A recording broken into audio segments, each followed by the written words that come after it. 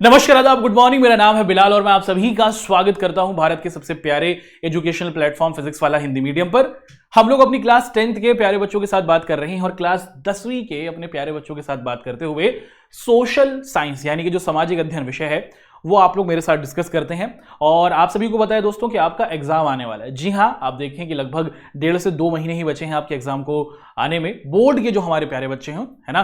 तो इसी बात को ध्यान में रखकर हमारी तरफ से आप सभी के साथ बोर्ड बूस्टर सीरीज को चालू किया गया है। और अब तक हम लोग इतिहास के, उसी के साथ साथ पॉलिटिकल साइंस के और उसी के साथ साथ हमारी ज्योग्राफी के कुछ चैप्टर्स को कंप्लीट कर चुके हैं। आज भी हमारी इस क्लास में कक्षा 10 के जो हमारे प्यारे बच्चे हैं उन सभी के साथ हम लोग भूगोल का एक बहुत ही महत्वपूर्ण अध्याय है, बहुत ही जबरदस्त एक अध्याय है, उसको हम लोग आप सभी के साथ डिस्कस करेंगे। चैप्टर का नाम आप लोग सामने लिखा हुआ देख पा रहे हैं दोस्तों। चैप्टर का नाम है विनिर्माण उद्योग और इस चैप्टर को बहुत अच्छे तरीके से हम लोग समझेंगे। आखिर विनिर्माण उद्योग होता क्या है, इस चैप्टर के अंदर क्या क्या महत्वपूर्ण बातें हैं, उसको हम लोग डिस्कस करने वाले हैं। एक चीज का आपको पूरे तौर पर ध्यान रखना है, आपको हमारी इस क्लास को पूरे तौर पर करना है, शुरू से लेकर आखिर तक। जो भी चीजें इस चैप्टर के संदर्भ में आपको बताई जाएंगी उनको आप लोगों को अच्छे तरीके से समझना है। भैया हो सके तो अपने साथ कोई कॉपी पेन पेंसिल रख लीजिएगा, क्योंकि बहुत ही महत्वपूर्ण बातों को हम लोग आपके सामने रखने वाले हैं। मैं एक और बात का आपसे वादा करना चाहता हूं कि अगर आप लोग इस क्लास को पूरे तौर पर देखते हैं तो इस चैप्टर से संबंधित सारे के सारे सवाल आप हमारी इसी क्लास से आते हुए देखेंगे और आपके सामने किसी भी तरीके का कोई भी डाउट और कोई भी कंफ्यूजन नहीं रहने वाला। शुरुआत कर देते हैं दोस्तों, बिना समय को व्यर्थ करे हुए हम लोग अपनी आज की इस क्लास को। चैप्टर का नाम जैसे आपने देखा, हमारे चैप्टर का नाम क्या है दोस्तों? चैप्टर का नाम है विनिर्माण उद्योग, है ना जी। जी हाँ, ठीक। अब हम लोग क्या करते हैं, सबसे पहले यही डिस्कस कर लेते हैं कि हमारी आज की इस क्लास में आप और मैं क्या पढ़ेंगे। टॉपिक्स टू बी कवर्ड, क्या पढ़ने वाले हैं। वैसे तो पूरा का पूरा अध्याय ही समाप्त करेंगे, लेकिन उसके अंदर अगर हम लोग देखें तो हम लोग सबसे पहले विनिर्माण क्या होता है, भैया ये चीज क्या है, इसको समझेंगे।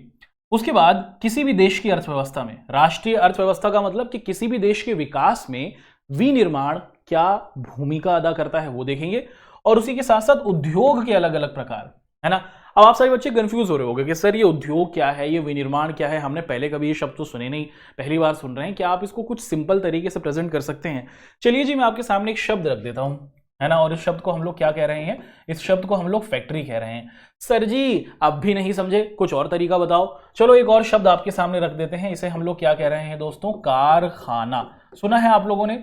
जी हाँ, आप में से अधिकतर बच्चों ने इन दो शब्दों को कहीं ना कहीं जरूर सुना होगा, जिसे हम लोग फैक्ट्री या फिर कारखाना कह रहे हैं। हमारे आसपास, हमारी कॉलोनी में, हमारी लोकेलिटी में, हमारे एरियाज में आपने देखा होगा कि बहुत से चीज़ों के कारखाने होते हैं, बहुत सी चीज़ों की फैक्ट्रियां होती हैं, या फिर इन्हें हम लोग एक और नाम से पुकारते हैं, इन्हें हम लोग उद्योग कहते हैं। फैक्ट्री और कारखाने में होता क्या है? सर जी चीज़ों को बनाया जाता है। जी हाँ, फैक्ट्री और कारखाने में हम लोग चीज़ों को बनाते हैं और इसके लिए हमें क्या चाहिए होता है? इसके लिए हमें मशीन चाहिए होती है ना। तो जो आप क्या देखें दोस्तों कि जो पंखा जो आपके कमरे के अंदर है, जो आपके घर के ऊपर लटका हुआ है, या फिर जिस बेड के ऊपर आप बैठे हुए हैं, या फिर जिस कुर्सी के ऊपर आप बैठे हुए हैं, ये सभी चीजें कहीं ना कहीं कारखानों में बनी है, या फिर हम कह सकते हैं कि किसी ना किसी उद्योग में बनी है, या फिर हम कह सकते हैं कि किसी ना किसी फैक्ट्री में बनी है। तो उद्योग को अगर हम सीधे शब्दों में समझना चाहें तो इसी को हम लोग मशीन कहते हैं, इसी को हम लोग फैक्ट्री कहते हैं, या फिर कारखाना कहते हैं। विनिर्माण क्या है, इसको समझना ज्यादा महत्वपूर्ण होगा, क्योंकि अगर हम लोगों ने विनिर्माण शब्द को समझ लिया तो हमारे लिए इस पूरे के पूरे चैप्टर को समझना बहुत आसान होने वाला है। ठीक, अब हम लोग बिल्कुल भी समय को व्यर्थ नहीं करेंगे अपनी क्लास को स्टार्ट। आप सभी बच्चों से अनुरोध है कि आप लोग हमारी इस क्लास को अपने दोस्तों के साथ, मित्रों के साथ, सहेलों के साथ, सहेलियों के साथ शेयर कर दीजिए। और क्योंकि अगर वो हमारे साथ जुड़ेंगे तो वो अच्छे तरीके से इस चैप्टर को समझ पाएंगे। और जो हमारी कोशिश है कि भारत का हर बच्चा जो हिंदी मीडियम का है वो अच्छे तरीके से कक्षा 10वीं के अंदर अच्छे नंबरों को प्राप्त कर कर कक्षा 11वीं में पहुंचे। ठीक है दोस्तों, चलिए शुरुआत कर देते हैं, इन सभी टॉपिक्स को करेंगे कंप्लीट। और सबसे पहले आप सभी के सामने एक शब्द रखा जा रहा है, जिसे क्या कहा जा रहा है? विनिर्माण उद्योग क्या है। पेपर में सीधा सवाल पूछा जाता है तो अधिकतर बच्चे हमारे इसी को लेकर कंफ्यूजन में आ जाते हैं कि सर ये किस चीज का नाम है, हम तो पहली बार सुन रहे हैं, है ना दोस्तों। तो सबसे पहले हम लोग देखें, एक शब्द यहां पर लिखा हुआ है जिसे हम लोग कह रहे हैं कच्चा माल। क्या कहा जा रहा है दोस्तों? एक शब्द यहां पर आप लोग देख रहे हैं जिसे हम लोग कह रहे हैं कच्चा माल। अब कच्चा माल क्या होता है? अगर मुझे कोई भी चीज बनानी है, अगर मुझे क्या करना है, अगर मुझे कोई भी चीज बनानी है तो उस चीज को बनाने से पहले मुझे कच्चे माल की जरूरत होगी। सर जी कुछ भी समझ में नहीं आ रहा, दोबारा समझाओ, ध्यान से सुनो। मान लीजिए कि भैया मुझे बनाने हैं कपड़े। जी हाँ, वही कपड़े जो आप पहने हुए हैं। तो कपड़े को बनाने के लिए क्या करना होगा? कपड़े को बनाने के लिए हमें जरूरत होगी या तो रुई की या फिर कपास की, है ना। जी हाँ, कपास को ही हम लोग रुई कहते हैं कि भैया हमारे पास रुई है, ये कच्चे माल के तौर पर है ना। अब हमारे पास ये कच्चा माल है, हम इसे क्या करेंगे, हम इसे फैक्ट्री में लेके जाएंगे, हम इसे फैक्ट्री में लेके जाएंगे, वहां पर मशीनें होंगी और उस मशीनों की मदद से हम लोग क्या कर लेंगे, जब हम रुई को, कपास को मशीन के अंदर डालेंगे तो मशीन क्या कर देगी, इसको नए रूप में परिवर्तित कर देगी और हमारे कपड़े बनकर क्या हो जाएंगे दोस्तों, तैयार हो जाएंगे। सर जी हमें ना चीनी बहुत पसंद है, हम ना चाय में चीनी खाते हैं। अच्छा, चीनी के लिए क्या करना होता है दोस्तों, चीनी के लिए अगर हम लोग देखें कि जो हमारा गन्ना है, क्या है, जो हमारा गन्ना है ये कच्चे माल के तौर पर प्रयोग में लाया जाता है। आपके खेत के अंदर गन्ने खड़े हैं, लहरा रहे हैं, आपने गन्नों को निकाला और गन्नों को निकालने के बाद आप क्या कर गए, आप इन्हें उद्योग में ले गए। उद्योग का मतलब आप इन्हें फैक्ट्री में ले गए और वहां पर फिर आपने इनको मशीन में डाला, है ना। और मशीन में जब आपने डाला तो फिर आपका ये जो गन्ना था ये क्या हुआ दोस्तों, ये चीनी में परिवर्तित हो गया, है ना। तो यहां पर मैंने आपको क्या बताया कि जब आपके पास कोई कच्चा माल हो, जब आपके पास कोई कच्चा माल हो, जैसे आपके पास आप देखें कि मुख्य तौर पर जैसे रुई या फिर कपास हो या फिर गन्ना हो, कोई भी आपके पास कोई कच्चा माल हो, उस कच्चे माल को अब आप जब क्या करते हैं, उस कच्चे माल को जब आप मशीन की मदद से क्या कर देते हैं, एक नया रूप देते हैं, उसी को हम लोग क्या कहते हैं दोस्तों, उसी प्रक्रिया को हम लोग, उसी प्रोसेस को हम लोग विनिर्माण कहते हैं, है ना। एक नई चीज का आपने निर्माण कर दिया। विनिर्माण क्या है, मैन्युफैक्चरिंग, किसी चीज को बनाना। सीधे सरल शब्दों में कहें कि आपके पास कोई कच्चा माल था और उस कच्चे माल को आपने मशीन की मदद से एक नए रूप में परिवर्तित कर दिया। तो ये जो प्रक्रिया आपने करी, ये जो प्रोसेस आपने किया, ये जो तरीका आपने अपनाया, इसी को हम लोग विनिर्माण कहते हैं, है ना। तो जब आप कच्चे माल को मूल्यवान वस्तु में परिवर्तित कर देते हैं, एक कीमती वस्तु बना देते हैं, है ना, और इसके बाद आप लोग देखते हैं कि एक नई वस्तु बनकर तैयार होती है, उसी को हम लोग विनिर्माण कहते हैं। जैसे अगर मैं आपसे पूछूं कि भैया गन्ना ज्यादा मूल्यवान होगा या फिर चीनी, कौन सी चीज ज्यादा महंगी आपको दिखती है? आपको बताया कि चीनी ज्यादा महंगी है, गन्ना आपको सस्ता दिखता है।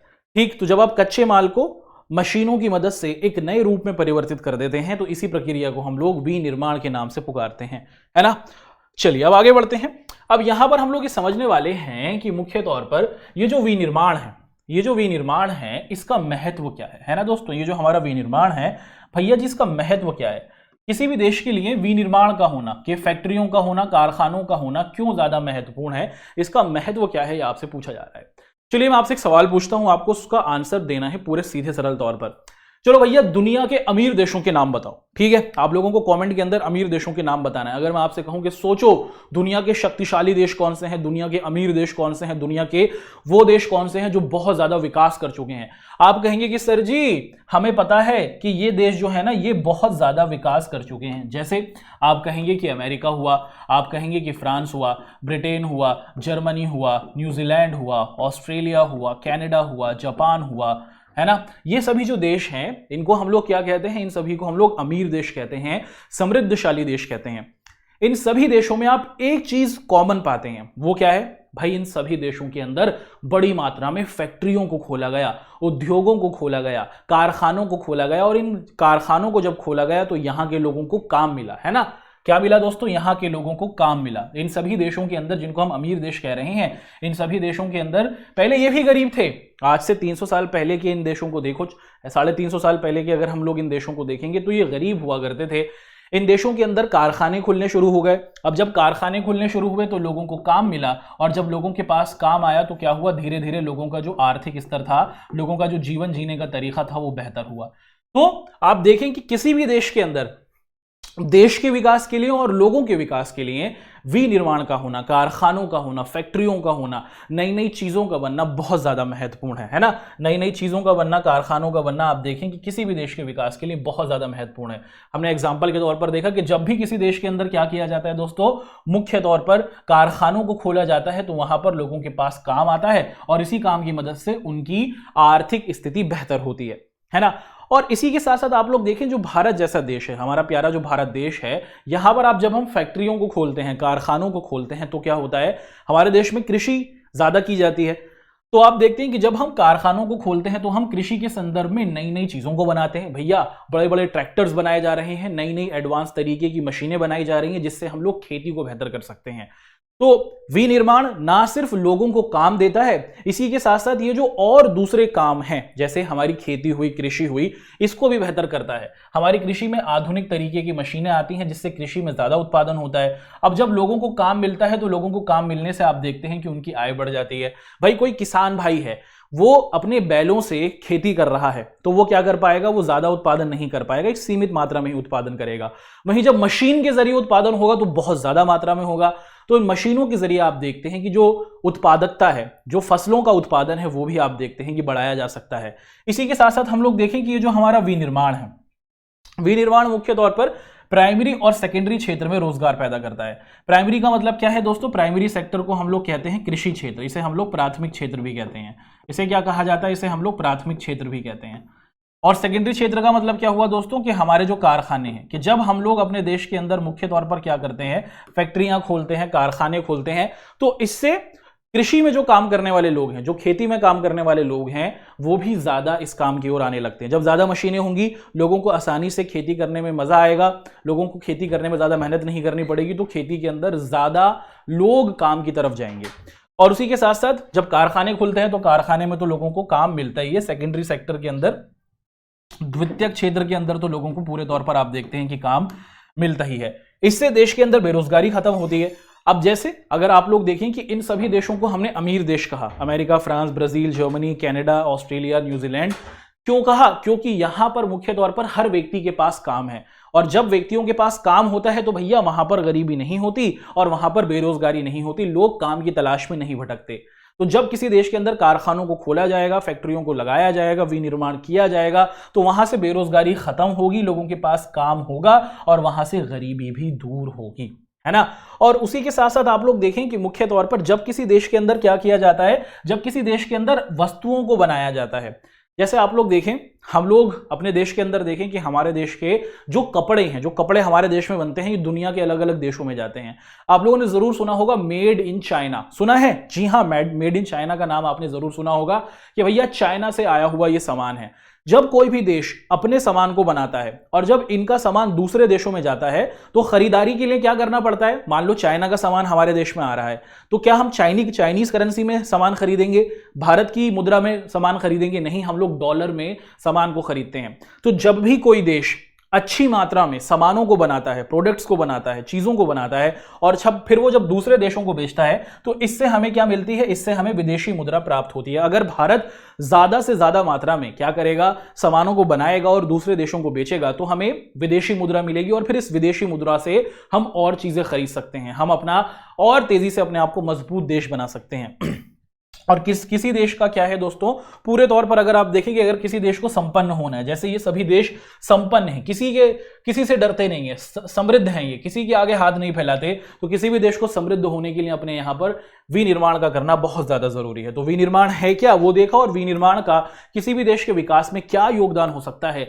गरीबी खत्म करता है, लोगों को काम देता है, बेरोजगारी को खत्म करता है, जनसंख्या को आगे बढ़ने का मौका देता है, कृषि को मजबूत करता है, उसी के साथ कारखानों में लोगों को काम देता है, देश को संपन्न बनाता है, देश के अंदर विदेशी मुद्रा को लाता है। भैया इसके फायदे ही फायदे हैं। अब यहां पर हम लोग ये डिस्कशन करने वाले हैं दोस्तों कि भारत के अंदर, है ना, कि हमारे देश के अंदर अगर आप लोग देखें कि राष्ट्रीय अर्थव्यवस्था में विनिर्माण उद्योग का महत्व, ठीक है, एक अच्छा सा बिंदु यहां पर हम लोग आप सभी के सामने बहुत ही अच्छे तरीके से रख रहे हैं, ठीक है। तो यहां पर लिखा हुआ है कि किसी भी देश की अर्थव्यवस्था में या फिर हमारे देश के अंदर हम कितने तरीके से क्या देखते हैं कि कितना उत्पादन फैक्ट्री और कारखानों से होता है ना। तो अगर आप लोग हमारे देश के अंदर देखें तो हमारे देश में मुख्य तौर पर हमने काम को 3 कैटेगरीज के अंदर बांट दिया है। हमारा जो प्यारा भारत देश है, यहां पर अगर आप लोग देखें तो यहां पर कामों को 3 कैटेगरीज के अंदर, 3 श्रेणी के अंदर बांट दिया है। सबसे पहला कहलाता है कृषि, या फिर जिसे हम लोग कहते हैं प्राथमिक क्षेत्र। क्या कहा जाता है दोस्तों, इसको हम लोग कहते हैं प्राथमिक क्षेत्र। दूसरा कहलाता है हमारा दोस्तों क्या, दूसरा कहलाता है हमारा द्वितीयक क्षेत्र, या फिर जिसे हम लोग क्या कहते हैं, जिसे हम लोग कहते हैं उद्योग, भैया फैक्ट्री वैक्ट्री बन रही है। और तीसरा कहलाता है हमारा तृतीयक क्षेत्र, और तृतीयक क्षेत्र के अंदर हम लोग क्या देखते हैं कि आप किसी की सेवा करते हैं, जैसे मैं आपकी सेवा कर रहा हूं, मैं आपकी मदद कर रहा हूं, और उस मदद के बदले आप क्या करते हैं, उस व्यक्ति को कुछ अनुदान देते हैं, कुछ फीस देते हैं, कुछ सर्विस के पैसे देते हैं, ठीक है। तो भारत में मुख्य तौर पर 3 जो इतने सारे काम हैं, इन कामों को हमने 3 कैटेगरीज के अंदर बांट दिया है, प्राथमिक, द्वितीयक और तृतीयक। अब देश के अंदर सबसे ज्यादा अगर हम लोग देखें कि मुख्य तौर पर कहां से पैसा प्राप्त होता है हमारे देश में, सबसे ज्यादा जो लोग हैं वो देश के विकास में कहां से पैसा देते हैं, देश के विकास में कहां से सबसे ज्यादा पैसे आ रहा है, इसको हम लोग देखने की कोशिश करते हैं। ठीक है, तो अगर हम लोग देखें कि इस देश के सकल घरेलू उत्पाद में, देश की जीडीपी में, जीडीपी का मतलब होता है कि हर साल मुख्य तौर पर इन तीनों क्षेत्रों से, प्राथमिक, द्वितीयक और तृतीयक क्षेत्र से कितना पैसा आ रहा है। तो हमारे देश के अंदर हम लोग देखें कि मुख्य तौर पर देश की जीडीपी में, देश के विकास में लगभग 27% जो योगदान है, देश के विकास में 27% जो योगदान है वो हमारी कहां से आता है दोस्तों, उद्योग धंधों से आता है या फिर फैक्ट्री से आता है। ठीक है, तो देश के कारखाने हुए, देश की फैक्ट्रियां हुई, देश के अंदर हमारे उद्योग धंधे हुए, ये देश के विकास में 27% योगदान देते हैं। कृषि भी देती है और तृतीयक क्षेत्र भी देता है, लेकिन क्योंकि हम ये चैप्टर उद्योग वाला है तो उद्योग जो है वो देश के विकास में आपको दिख रहा है 27% का योगदान देता है। इसमें से अगर हम लोग देखें कि जो 10% है, जो 10% अगर हम लोग देखें, इस 27 को भी अगर हम लोग बांटने की कोशिश करें कि भैया इस 27 में से कौन कौन से कारखानों से कितना कितना योगदान आता है, तो अगर हम लोग देखें कि जो 10% है, इस 27% में से भी जो 10% है वो हम लोग क्या करते हैं, वो हम लोग बिजली, जहां से बिजली बनाई जाती है, जिन कारखानों में बिजली बनती है, वो देश के विकास में योगदान दे रहे हैं। खनन का मतलब होता है कि जहां से खुदाई की जा रही है, बड़ी बड़ी मशीनों के जरिए जब हम चट्टानों को काट रहे हैं और उनसे खनिजों को प्राप्त कर रहे हैं, तो देश के विकास में 27% योगदान हमारे कारखानों का है। इस 27% के अंदर भी अगर हम लोग देखें तो मुख्य तौर पर 10% जो है वो बिजली बनाने वाले जो हमारे कारखाने हैं उनसे प्राप्त होता है, और उसके साथ अगर हम लोग देखें कि जो 17% है वो मुख्य तौर पर जो हमारे सामान्य कारखाने हैं, सामान्य हमारे कारखाने हैं, उनसे हमें प्राप्त होता है ना।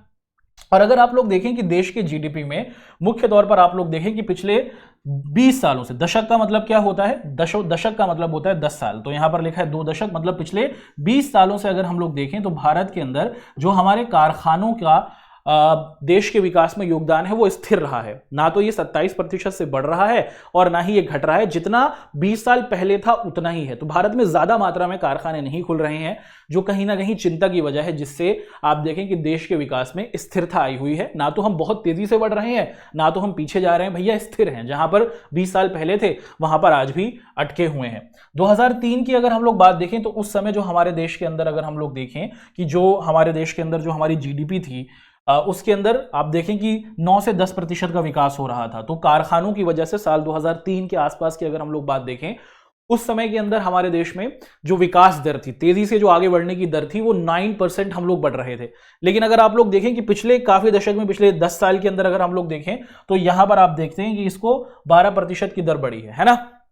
तो देश का विकास तो हो रहा है, ऐसा नहीं है कि देश का विकास नहीं हो रहा, लेकिन अगर आप ध्यान से देखें तो हम यहां पर देखते हैं कि जो हमारे कारखाने हैं वो स्थिर ही हैं, ज्यादा बड़े कारखाने नहीं खुल रहे हैं, कारखानों का उतना योगदान नहीं आ पा रहा है। किसी भी देश के विकास के लिए कारखानों का खुलना भी बहुत ज्यादा महत्वपूर्ण है। अब भारत की सरकार इसके लिए क्या कर रही है दोस्तों, ये समझने का सवाल है कि हमारे भारत की सरकार मुख्य तौर पर इस बिंदु के लिए क्या कर रही है ना, देश के विकास के लिए। क्योंकि हमने देखा ये देश को मजबूत करता है, देश से गरीबी को कमजोर करता है, देश के अंदर से बेरोजगारी को हटाता है, लोगों को काम देता है, लोगों का विकास करता है। तो भैया जब इतने सारे फायदे हैं तो पिछले 20 सालों से हमारे देश के अंदर ज्यादा कारखाने नहीं खुल पा रहे हैं, तो देश की सरकार क्या कर रही है, क्या हाथ पे हाथ बांधे खड़ी है कि भैया होने दो जो हो रहा है? ऐसा नहीं है। अगर आप लोग देखें कि जो हमारे भारत देश की सरकार हैं, जो पिछले 20 सालों के अंदर हमारी अलग अलग सरकारें रही हैं, इन सभी ने क्या किया, इन सभी ने एक संस्थान को बनाया है जिसे कहा जाता है नेशनल मैन्युफैक्चरिंग काउंसिल, है ना, NMCC इसे कहा जाता है, नेशनल मैन्युफैक्चरिंग काउंसिल। और भैया जी ये जो है ये मुख्य तौर पर क्या करती है दोस्तों, NMC कहा जाता है, माफ कीजिएगा, नेशनल मैन्युफैक्चरिंग काउंसिल। और ये मुख्य तौर पर क्या करती है, ये जो काउंसिल है ये नीतियां बनाती है, ये आइडियाज सोचती है कि हमें कौन कौन से नए नए तरीके के कारखानों को बनाना चाहिए, कैसे हम कारखानों की ओर मदद कर सकते हैं, किस प्रकार से सरकार कम टैक्स लेकर ज्यादा मदद कारखानों की कर सकती है, कैसे कारखानों में, कैसे उद्योगों में, कैसे फैक्ट्रियों के अंदर ज्यादा रोजगार को खड़ा किया जा सकता है। ये जो है हमारी NMC, नेशनल मैन्युफैक्चरिंग काउंसिल जो है वो मुख्य तौर पर क्या करती है, इस पर डिस्कशन करती है। ठीक है दोस्तों, तो भारत सरकार के जरिए इस बिंदु पर आप लोग देखते हैं कि चीजों पर काम किया जा रहा है। अब आगे बढ़ने की कोशिश करेंगे। यहां से अब तक तो हमने देखा कि विनिर्माण होता क्या है, विनिर्माण का किसी भी देश के विकास के लिए क्या योगदान है, भारत के अंदर विनिर्माण की क्या स्थिति है, फैक्ट्रियों से कितना हमारे देश के विकास में उत्पादन हो रहा है, इसको हमने देखा। ये जो बिंदु यहां पर आपके सामने रखा जा रहा है वो ये है कि भैया अगर आपको किसी भी देश के अंदर या फिर कहीं पर भी आपको क्या करना है, अगर आपको कहीं पर भी उद्योग लगाना है, क्या करना है दोस्तों, उद्योग की अवस्थिति यहां पर लिखी है। अवस्थिति का मतलब मैं आपसे कहूं कि भैया चलिए कहीं कोई कारखाना खोलिए, खिलौने बनाने का कारखाना खोलिए, साबुन बनाने का कारखाना खोलिए, तो किन किन चीजों की आपको जरूरत होगी, वो क्या क्या चीजें हैं जिसके साथ होने पर ही आप कारखाने को या फिर उद्योग को या फिर फैक्ट्री को लगा सकते हैं, उसी का डिस्कशन यहां पर हो रहा है कि अगर आपके पास ये सभी चीजें नहीं होंगी तो जो आपका बिजनेस है, आपका जो कारखाना है वो प्रभावित होगा, है ना। मान लीजिए कि भैया मुझे लगानी है, क्या करनी है दोस्तों, मुझे बनानी है चीनी बनाने की फैक्ट्री मुझे लगानी है। तो अगर मुझे चीनी बनानी है तो उसके लिए मुझे क्या चाहिए होगा, उसके लिए मुझे गन्ना तो चाहिए ही होगा, है ना, गन्ने से ही चीनी बनती है। और अगर मैं किसी ऐसी जगह पर अपनी फैक्ट्री को लगाता हूं, अपने कारखाने को लगाता हूं जहां पर गन्ना है ही नहीं, तो क्या मैं चीनी बना पाऊंगा? नहीं।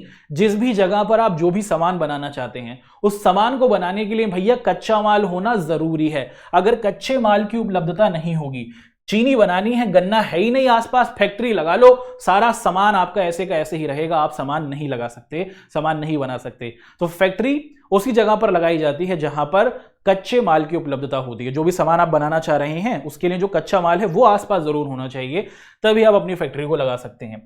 उसी के साथ साथ श्रम की उपलब्धता। चलिए मैंने फैक्ट्री ऐसी जगह पर लगा ली जहां पर कच्चा माल है, मुझे चीनी बनानी है, मैंने चीनी बनाने के लिए अपनी फैक्ट्री को गन्ने के खेतों के आसपास लगा लिया। क्या अब सिर्फ इसी की वजह से, सिर्फ इसी वजह से मैं चीनी बना सकता हूं? नहीं। फैक्ट्री लग चुकी है, गन्ने पड़े हुए हैं, भैया अपने आप से तो गन्ने बनेंगे नहीं चीनी में, इसके लिए हमें जरूरत होगी श्रम की और हमें जरूरत होगी मजदूरों की। तो आप अगर फैक्ट्री लगाना चाहते हैं तो उसके लिए आपको ऐसी जगह ढूंढनी है जहां पर कच्चे माल की मौजूदगी हो और उसी के साथ साथ मजदूर मौजूद हो, है ना, मजदूर मौजूद हो, क्योंकि मजदूर ही आपकी क्या करेंगे, सामानों को बनाएंगे, पदार्थों को बनाएंगे, विनिर्माण करेंगे, कच्चे माल को मूल्यवान वस्तु में परिवर्तित करेंगे। चलिए अब आपको समझ में आ गया, तो आपने एक ऐसी जगह पर फैक्ट्री को लगाया जहां पर कच्चा माल भी है और उसी के साथ साथ वहां पर मजदूर भी हैं। क्या इन दो चीजों की मदद से आप किसी सामान को बना पाएंगे? नहीं, तीसरे चीज की भी जरूरत होगी। और अगर ये नहीं होगा तो आपका जो कारखाना है, आपका जो काम है वो प्रभावित होगा। वो क्या है भैया? पूंजी। मजदूर जो है फ्री में काम करेंगे नहीं, उनको पैसा चाहिए। तो आपके पास सफिशिएंट अमाउंट में पूंजी होनी चाहिए, पैसा होना चाहिए, है ना। तो आपके पास पूंजी होनी चाहिए, पैसा होना चाहिए, जो मजदूर आपके लिए काम करेंगे, आप उनको पैसा दे सकें। और अगर आपको कच्चा माल खरीदना है तो उसके लिए भी आपको पैसे की जरूरत होगी। तो उचित मात्रा में आपके पास पूंजी की उपस्थिति जरूर होनी चाहिए। ठीक, तो पूंजी भी होनी चाहिए। चलिए आपके पास कारखाना है, आपके पास मजदूर है और आपके पास पैसा भी है। क्या अब आप चीनी बना सकते हैं? नहीं भैया, मशीनें चलेंगी ही नहीं। आपका जो कारखाना है उसमें ये जो मशीनें हैं ये चलेंगी ही नहीं, मजदूर बैठे रहेंगे। मालिक समझ नहीं आ रहा कैसे काम करें, काहे काम नहीं कर रहे हो? मालिक बिजली नहीं है। जी हां दोस्त, ऊर्जा की जरूरत होगी। क्या जरूरत होगी? ऊर्जा, एनर्जी, बिजली चाहिए होगी, है ना। तो देखिए अगर इनमें से एक भी चीज नहीं होगी तो जो आपका कारखाना है, आपका जो काम है वो प्रभावित हो जाएगा। तो आपको वो अच्छी मात्रा में बिजली की जरूरत होगी। ऐसी जगह पर आपको अपने कारखाने को लगाना होगा जहां पर आप लोग अच्छी मात्रा में क्या देखते हैं? बिजली की उपस्थिति देखते हैं। ठीक है, चलिए जी, आपको एक ऐसी फैक्ट्री मिल गई जहां पर मशीन भी है, बिजली भी है, मजदूर भी है, पैसा भी है और कच्चा माल भी है। तो अब चीनी बनकर तैयार हो जाएगी? अब भी नहीं होगी। मान लीजिए कि आपने चीनी बना ली, अब चीनी तो बन चुकी है, अब इस चीनी से आपको पैसा कमाना है, क्योंकि आपने पैसा लगाया है तो उससे लाभ भी तो चाहिए ना, इसको बेचना भी तो है। आपने किसी खंडर वाली जगह पर, सुनसान जगह पर जाकर फैक्ट्री लगा दी, बाजार आसपास है ही नहीं। ऐसा नहीं करना है। आपको ये भी देखना है कारखाना लगाते हुए, फैक्ट्री लगाते हुए, कि वहां पर बाजार की भी उपलब्धता होनी चाहिए। भाई मार्केट हो जहां पर आपकी चीनी जाए, जहां पर आपका बना हुआ सामान जाए और वो बिक सके। तो इसी के जरिए आप लोग देखते हैं कि अगर ये नहीं होगी तो आपका जो कारखाना है वो पूरे तौर पर आपको प्रभावित होता हुआ दिखेगा। और उसी के साथ साथ आधारभूत ढांचे की भी उपलब्धता होनी चाहिए। आधारभूत ढांचे का मतलब क्या है? आधारभूत ढांचे का मतलब है कि अगर मान लीजिए बाजार तक पहुंचाना है तो वहां पर सड़क होनी चाहिए, उसी के साथ रेल मार्ग होना चाहिए, इन सभी चीजों की उपस्थिति होनी चाहिए। और अगर इनमें से एक भी चीज नहीं होगी तो ये आपके बिजनेस को प्रभावित करेगी, ये आपके कारखाने को प्रभावित करेगी। क्लियर हुआ दोस्तों? आगे बढ़ते हैं। अब ये तो हमने देख लिया कि अगर इनमें से कोई सी भी एक चीज नहीं होगी तो इसकी वजह से अगर आप किसी भी चीज का उत्पादन करने वाले हैं तो वो आपको बाधा डालेगा, आप उत्पादन नहीं कर पाएंगे, परेशानी होगी आपको। तो इन सभी चीजों का फ्यूचर में ध्यान रखिएगा जब भी आपको क्या करना है, किसी चीज का उत्पादन करना है। और देखो एक चीज जो आपको हमेशा याद रखनी है कि जो भारत हमारा प्यारा बड़ा देश है भाई, दुनिया का दूसरा सबसे ज्यादा आबादी वाला देश है ना। भारत दुनिया का दूसरा सबसे आबादी वाला देश है। तो अगर हम लोग देखें तो 2001 के अंदर जब हमने जनसंख्या को किया था तो 102 करोड़ थे हम लोग, ठीक। और वहीं अगर हम लोग देखें साल 2011 में तो हम लोग हो गए 121 करोड़, है ना दोस्तों। जी हाँ भाई, साल 2021 में भी करनी थी जनगणना, कोरोना की वजह से हम कर नहीं पाए। और आप सभी को पता है कि भारत के लोग मेहनती बहुत हैं, और जिस तरीके की मेहनत आप देख पा रहे हैं पिछले 10 सालों में हो रही है, तो लगभग 130 करोड़ के ऊपर तो हम लोग पहुंच ही गए होंगे, है ना, इतनी मेहनती हूं। समझ आ रहा है आपको? जी हाँ। तो आप देखें कि भारत जैसे देश में जहां पर इतनी ज्यादा पॉपुलेशन है और जनसंख्या हर 10 साल में करोड़ों में बढ़ रही है, तो वहां पर सबके लिए नौकरी का होना असंभव है। तो इसीलिए आपके जहन में, आपके दिमाग में ये आइडिया होना चाहिए कि भैया मुझे कहीं ना कहीं कोई ना कोई बिजनेस जरूर खड़ा करना चाहिए, है ना। जहां पर ज्यादा जनसंख्या होती है वहां पर बिजनेस करना फायदेमंद रहता है, क्योंकि आपको सामान को खरीदने के लिए बहुत सारे लोग मौजूद हैं। तो इसीलिए ये पार्ट आपको पढ़ाए जा रहे हैं ताकि भविष्य में आप क्या कर सकें, आप एक उद्यमी बन सकें, आप एक बिजनेसमैन बन सकें। तो दिमाग के अंदर थोड़ा बहुत आइडिया रखें। हर बच्चे का दिमाग ना हो सर जी आईपीएस बनना है, आईएएस ऑफिसर बनना है, डॉक्टर बनना है, इंजीनियर बनना है। हमारे देश के विकास के लिए हमें उद्यमों की भी जरूरत है, हमें अंबानी की भी जरूरत है, हमें टाटा की भी जरूरत है, और हमें आपकी भी जरूरत है। हम चाहते हैं कि आने वाले भविष्य में एक बड़े बिजनेसमैन के तौर पर आपकी पहचान हो। तो एक आइडिया रखिए, इन चीजों का ध्यान रखिए, और उसी के आधार पर आपको क्या करना होगा, फिर अपने बिजनेस को करना होगा। ठीक है जी। अब यहां पर हम लोग एक चीज का डिस्कशन करने वाले हैं, वो क्या है दोस्त? अब हम लोग यहां से जिन चीजों का डिस्कशन कर रहे हैं उसको देख लेते हैं कि अधिकतर जो फैक्ट्रियां होती हैं, अधिकतर जो हमारे कारखाने होते हैं, वो क्या किए जाते हैं, वो शहरों के निकट स्थापित किए जाते हैं, है ना। आप देखें कि अधिकतर फैक्ट्रियां, कारखानों को शहरों के आसपास ही बसाया जाता है। इसके कुछ फायदे होते हैं, जी हाँ दोस्तों, इसके बहुत ज्यादा लाभ होते हैं। क्यों लाभ होते हैं भैया? अगर आपको देख लीजिए कि आपको अगर फैक्ट्री लगानी है, और फैक्ट्री को लगाने के लिए आपके पास पूंजी नहीं है, पैसा नहीं है, और अगर आपको किसी से पैसा उधार लेना है, पैसा बैंक से मिलता है, तो शहरों के अंदर बड़े बड़े बैंक होते हैं जहां से आप आसानी से पैसा उधार ले लेते हैं, और इसी वजह से लोग शहरों के आसपास ही अपनी फैक्ट्री को लगाते हैं। उसी के साथ साथ आप देखें कि शहरों के अंदर बीमा भी मिल जाता है। आपने जो सामान बनाया, आपकी फैक्ट्री का इंश्योरेंस किया जाता है। मान लीजिए कभी आग लग जाए, कभी कोई नुकसान हो जाए, कभी कोई चोरी हो जाए, तो उसके अंदर बैंक की जो कंपनी होती है वो आपका सामान का इंश्योरेंस करती है, उसका ध्यान रखती है और आपको हर्जाना देती है दुर्घटना की स्थिति में। आप देखते हैं कि शहरों के अंदर यातायात की अच्छी सुविधा होती है, और इसी वजह से आप लोग देखते हैं कि जितने भी हमारे उद्योग होते हैं वो मुख्य तौर पर कहाँ लगाए जाते हैं भैया? वो शहरों के अंदर ही स्थापित किए जाते हैं। शहरों में अच्छी मात्रा में अच्छे श्रमिक मिलते हैं, कुशल श्रमिक मिलते हैं, जो गलत काम कम करते हैं, अच्छा काम ज्यादा करते हैं, है ना। अच्छे श्रमिक शहरों में मौजूद हैं, बैंकिंग व्यवस्था मौजूद है, यातायात बहुत ज्यादा मौजूद है। इसी वजह से शहरों के अंदर कारखाने, फैक्ट्रियां ज्यादा लग रही हैं। और भैया विशेष सलाहकार, मतलब जो एक्सपीरियंस लोग होते हैं, जो ज्ञानी लोग होते हैं, जिनको पता होता है कि बिजनेस को कैसे बेहतर किया जा सकता है, कच्चा माल कहां से मिलेगा, सस्ता मिलेगा, और सामान को कैसे अच्छा बनाया जा सकता है, जो एक्सपर्ट लोग होते हैं वो भी शहरों में मिलते हैं। तो इसी वजह से आज के समय में आप लोग देखेंगे जो उद्योग हैं वो मुख्य तौर पर कहां खुल रहे हैं? शहरों के आसपास ही आप खुलते हुए देखते हैं। इसी के साथ साथ अगर हम लोग देखें कि आजादी के पहले, भारत को आजादी मिली साल 1947 में, और आजादी से पहले के अगर आप लोग भारत को देखें, है ना, अंग्रेजों के समय के भारत को अगर आप लोग देखें, तो उस समय जो हमारे कारखाने हुआ करते थे वो मुख्य तौर पर कहां थे? वो बंदरगाह के पास थे। उस समय भैया उतनी अच्छी हमारे पास सड़कें नहीं थी। भारत की आज़ादी से पहले की सड़कों को अगर आप लोग देखें तो उतनी बढ़िया थी नहीं, सड़कें उतनी ज़्यादा मजबूत थी नहीं। तो उस समय आज़ादी से पहले जब अंग्रेज भारत के अंदर थे, सामान जो आया करता था, व्यापार हुआ करता था, वो समुद्र किनारे हुआ करता था। जो भारत के वो इलाके जो समुद्र के किनारे थे, वहां पर बड़े बड़े आप देखते हैं कि बंदरगाह बन गए थे। बंदरगाह का मतलब जैसे आपको बस पकड़नी होती है, तो बस पकड़ने के लिए आप क्या करते हैं? बस स्टॉप जाते हैं। रेल को पकड़ना होता है तो रेलवे स्टेशन जाना होता है। ऐसे ही जो हमारे बड़े बड़े पानी के जहाज होते हैं, ये पानी के जहाज जहां पर आकर रुकते हैं, सामान इनमें चढ़ता है और उतरता है, उन जगह को हम लोग पोर्ट, PORT, पोर्ट कहते हैं इंग्लिश में। और हिंदी में इन्हें बंदरगाह या फिर पत्तन कहा जाता है। तो मुख्य तौर पर आप देख रहे हैं क्योंकि आज़ादी से पहले सड़कें अच्छी थी नहीं, समुद्र के जरिए ही व्यापार होता था और इसी वजह से बंबई, चेन्नई, कोलकाता जो ये क्षेत्र हैं, ये क्या हुआ बच्चों, ये बड़े बड़े औद्योगिक शहर में यहीं पर कारखाने ज़्यादा खुलने लगे क्योंकि यहीं पर सामान ज़्यादा आया करता था और उसी के बाद फिर यहाँ पर और छोटे मोटे आप देखते हैं कि काम धंधे भी किए जाने लगे। ठीक है, तो विनिर्माण क्या है ये देखा, विनिर्माण की पूरी उपस्थिति को हमने आपके समक्ष रखा। मजा आ रहा है कि भैया नहीं आ रहा, बताइए दोस्तों, समझ में आ रही है हर चीज? इस चैप्टर से संबंधित हर बिंदु को हम लोग आपके सामने रख रहे हैं।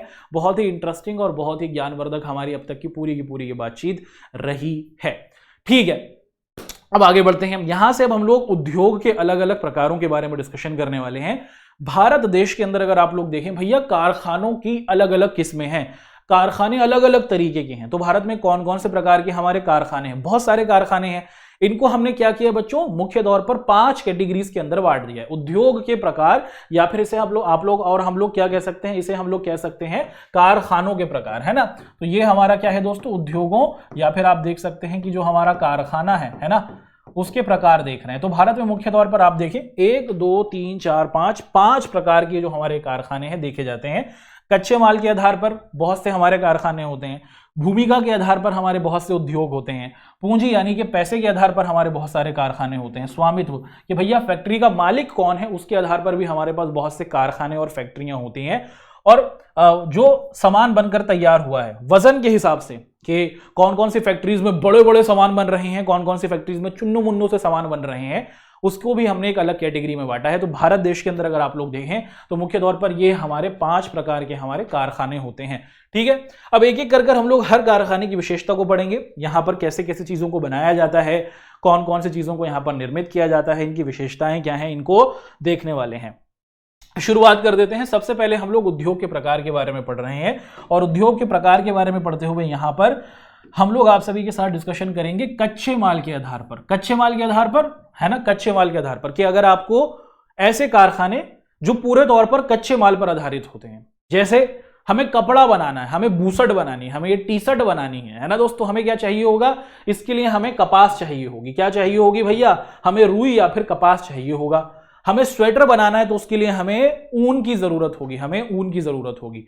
ऐसे हमारे कारखाने जो पूरे तौर पर कच्चे माल पर टिके होते हैं, उनको हम लोग क्या कहते हैं, उनको हम लोग कच्चे माल के आधार वाले कारखाने कहते हैं। और इसके अंदर भी 2 प्रकार के कारखाने दिखते हैं। ऐसे कारखाने जो कृषि संबंधी चीजों से बने होते हैं, जैसे हमें क्या करना है, हमें कपड़ा बनाना है, और कपड़ा बनाने के लिए हमें रुई की जरूरत होगी, और रुई हमें खेती से प्राप्त होता है। ऐसे ही आप देखते हैं कि मुख्य तौर पर हमें चीनी बनानी है, चीनी बनाने के लिए हमें गन्ने की जरूरत होगी, और गन्ना खेती से प्राप्त होता है। ऐसे कारखाने जहां पर कच्चा माल जो है वो खेती से प्राप्त होता है, जो कृषि से प्राप्त होता है, तो उसको हम लोग कृषि आधारित उद्योग कहते हैं।